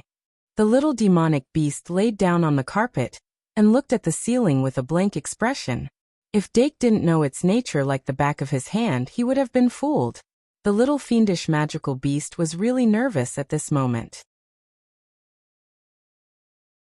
As the memories of the fusion and evolution into the Basti beast flowed back, it immediately realized that it was in an extremely dangerous situation. Only by pretending to have amnesia and hurriedly shifting the blame would he be able to keep himself safe. As expected, after confirming that Little Fiend and the Dilu beast could no longer fuse and evolve into a Basti beast, Fairy Ibu and Big Milk Can, who were hiding behind Dake, slowly walked out. Especially Fairy Ibu. She looked at the little fiendish magical beast, as if she was looking at a corpse. As for the Diru beast, if you put the Diru beast and the little fiendish magical beast together and made a choice, anyone would make the same choice. Of course, you had to pick the soft persimmon. Alright, let's stop here. Dake appeared in time to prevent the tragedy from happening. Because of this, he suddenly realized that the inner circle of the magic guide fairies wasn't as harmonious as it seemed on the surface. Perhaps the moral education of unity is strength should be put on the agenda as soon as possible. But before that, it was important to record and analyze the results of this experiment as soon as possible. Dake took out his notebook and recorded the characteristics of the Basti beast one by one. Even the reaction after evolution was recorded. Then there was the effect of the sure kill skill Chaos. By the way, this skill's effect directly disappeared after the Basti beast degenerated. It could be seen that although the belly dance was a trigger, the main reason for its existence was the sure kill skill itself. Perhaps if it was practiced to the extreme, even if it didn't dance, a frown and a smile could charm people. Dake wrote down his future plans for this sure kill skill in the notebook. Counting from the time of the Basti beast's degeneration, fusion gradually recovered after 50 minutes. But like the magic guide fairy card, fusion also needed to be replenished. Counting the effect's duration of nearly 15 minutes, the cooldown from the beginning was more than 60 minutes. It was about 65 minutes. It could only be said that it was okay. The research on the Basti beast continued until late at night. After Dake ate some food, he used fusion again under the Diru beast's repulsive gaze. He used a forceful command to stop the Basti beast from targeting the magic guide fairies. Then, with the cooperation of the Basti beast, he carried out a deeper level of research. That night, after Dake fell asleep, the battle at midnight suddenly became white-hot. But Dake didn't know that. Instead, he slept more soundly than usual. After all, the research had produced results and fusion was completed. It could be considered a big step forward. The next extracurricular goal was zoo. He still had enough credits to pay for his research. Everything was so beautiful. The next day, Monday, January 8th, his accumulation of pride had reached 5 points. He only needed to draw a 1.5-point drop of pride at night to gather enough for Pride 3. After that, he would have to use the remaining amount to reduce bliss. Dake began to pay attention to moderation. The morning of the new week was even colder. Dake wrapped himself tightly with a scarf, gloves, and a hat before daring to go out for a morning run. But when he returned, his nose was still red from the cold. But he had already persisted for so long, so it wasn't good to give up. After he returned to the dorm, he hurriedly poured half a cup of hot milk into his mouth. Immediately, the heat flowed through his body and he was full of energy. Then, as usual, he took out today's Great Sage Daily from the Little Demon's exclusive basket. Although he said many times that he wanted to change to the morning newspaper, in the end, he still chose the morning newspaper. Great Sage Daily was the top newspaper in the kingdom. The details and breadth of the news couldn't be compared to other newspapers. Not only could he deduce the general situation of the kingdom, but he could also obtain a lot of interesting knowledge. After he finished eating breakfast, he put down the newspaper and closed his eyes to think for a moment. The Badia prison incident didn't stop because the eldest princess faction gave up on pursuing the matter. The information control only lasted for a week or so. Last weekend, a big piece of news broke out. Someone saw a war criminal who was supposed to be locked up in Badia prison in the kingdom's XXXX area. The media reporters immediately pounced on him like big dogs that had smelled meat. Great Sage Daily, of course, didn't want to be left behind. Most of the pages today were about this matter. Although there were only 2 witnesses, it was impossible to confirm the truth of the matter. But of course, the media didn't care about this. Since there was no final confirmation, they labeled it as possible, probably, high probability, etc. At the end of the article, a well-known writer directly questioned the Holy Church and asked why no one came forward to explain. Of course, how the Holy Church investigated and obtained evidence was a matter for later. If it was fast, perhaps a statement could be seen in Great Sage Daily in a day or 2. Perhaps after the statement was released, public opinion would be suppressed for a long time. But after Dake read it, he felt like this was just a sign of chaos. He thought carefully and had a vague feeling that the development of the incident had already formed an outline. But when he thought deeper, he couldn't capture anything. But as a first-year student whose main job was to eat melons and study as a side job, he didn't have such groundless fears. It's almost time to prepare for class. He changed his clothes, carried his backpack, and told the magic elves not to be lazy. Dake walked out of the tower of the noble house. The first class on Monday was Professor Shi-Erfa's summoning class. The first-year student's explanation of summoning was mainly focused on ordinary summoning and sacrificial summoning. Although Dake had relied on the high talent of the devil bloodline and more practice to compress ordinary summoning to the limit. But that was completely an exception.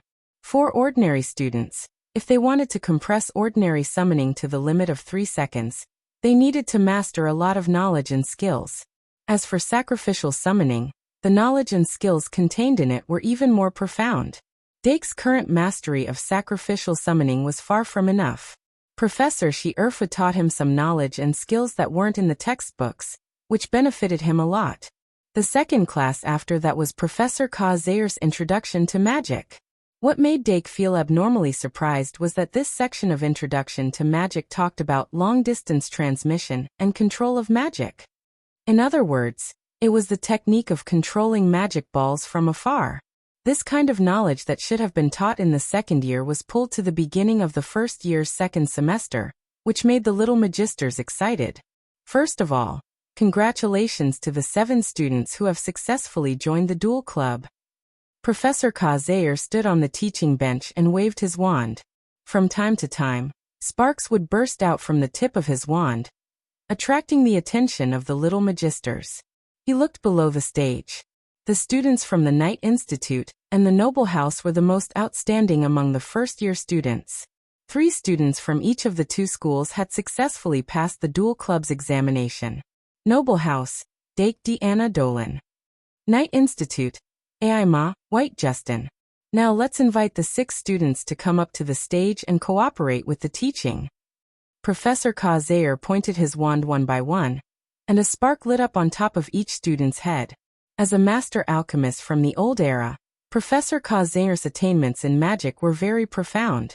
Dake reached out to touch his head, and only felt a trace of heat that was slightly above his body temperature. Under the illumination of the flame, even his body felt a lot warmer. Is this also magic? Part of magic sometimes seemed more convenient than magic engineering. But Dake didn't think so. He still had a partial understanding of the nature of magic. He knew that even a simple fireball spell would take a normal person several years of effort to learn. Only those who were truly gifted and knowledgeable could set foot in the field of magic. In comparison, magic engineering was the pioneer of the new era. He put down his textbook and walked from the aisle to the podium. The other 5 students also stepped forward. After a while, the 6 students stood on the podium. The 6 most outstanding students from the Aristocratic Academy and the Knights Academy were all present. Dake stood in the first place. He had blonde hair, blue eyes, fair skin, and delicate facial features without a trace of blemish. From his appearance alone, he even had the feeling of a fairy tale prince compared to Prince Charles. But from his temperament, it was even more so. The elegance and bearing of a high noble was vividly displayed on him. After spending a semester with him, no one could recall his past as a bully. He was undoubtedly the benchmark of the nobles, a model in the eyes of the teachers and students. Beside him, the silver-haired Deanna was slightly more developed than the new students. Her chin was a little sharp, but she was still shorter than her peers. Coupled with her carefree innocence and naivety, she was as cute as a porcelain doll. On the other side, the brown-haired Doran was like a low-grade version of Dake. He always had the word arrogant on his face and used the demeanor of the old nobles as a guide. But he had a friendly personality. Not only did he not put on airs, but he was also quite sentimental. As for the Knight Institute, Aima stood in the first place. Whether it was grades or duels, she was the first in the Knight Institute. Compared to when she just started school, she didn't know how to dress up. Now, with the influence of her good friends and seniors, she had gradually learned how to take care of her hair and put on light makeup. Her hair was no longer messy. She covered some small freckles with makeup. More and more, she looked more and more like a delicate girl. In the old impression of a literary girl, she always gave people a gloomy feeling with her bangs covering her eyes. But in fact, as long as she dressed up a little, her self-restraint and intellectual nature would always be more fascinating than her superficial appearance. After Aima was Justin Wayne. This student of the Knight Institute had the appearance and temperament most in line with the word knight. He always had a sunny smile on his lips, making people feel like they were bathing in the spring breeze. His Knight series of magic cards was also very eye-catching. He was a steady and solid student. Finally, there was the son of the brave, White Gouda. The black-haired White had a gentle temperament. People couldn't help but get close to him if he just stood there and did nothing. Among the 7 first-year students, he barely passed with the lowest score. His lack of a good foundation made it difficult for him to progress in his studies. But the addition of his talent might be able to make up for it. If you add in Saraswati, a student from the Magic Academy who wasn't here, that would be the best lineup of first-year students. Professor Kazair looked at this group of students with some gratification. Today's class was specially organized for them. 2 in 1 for 1,000 words. That you're tuning in to the Earbook Haven YouTube channel. Don't forget to subscribe and join us on this journey to catch the most captivating stories.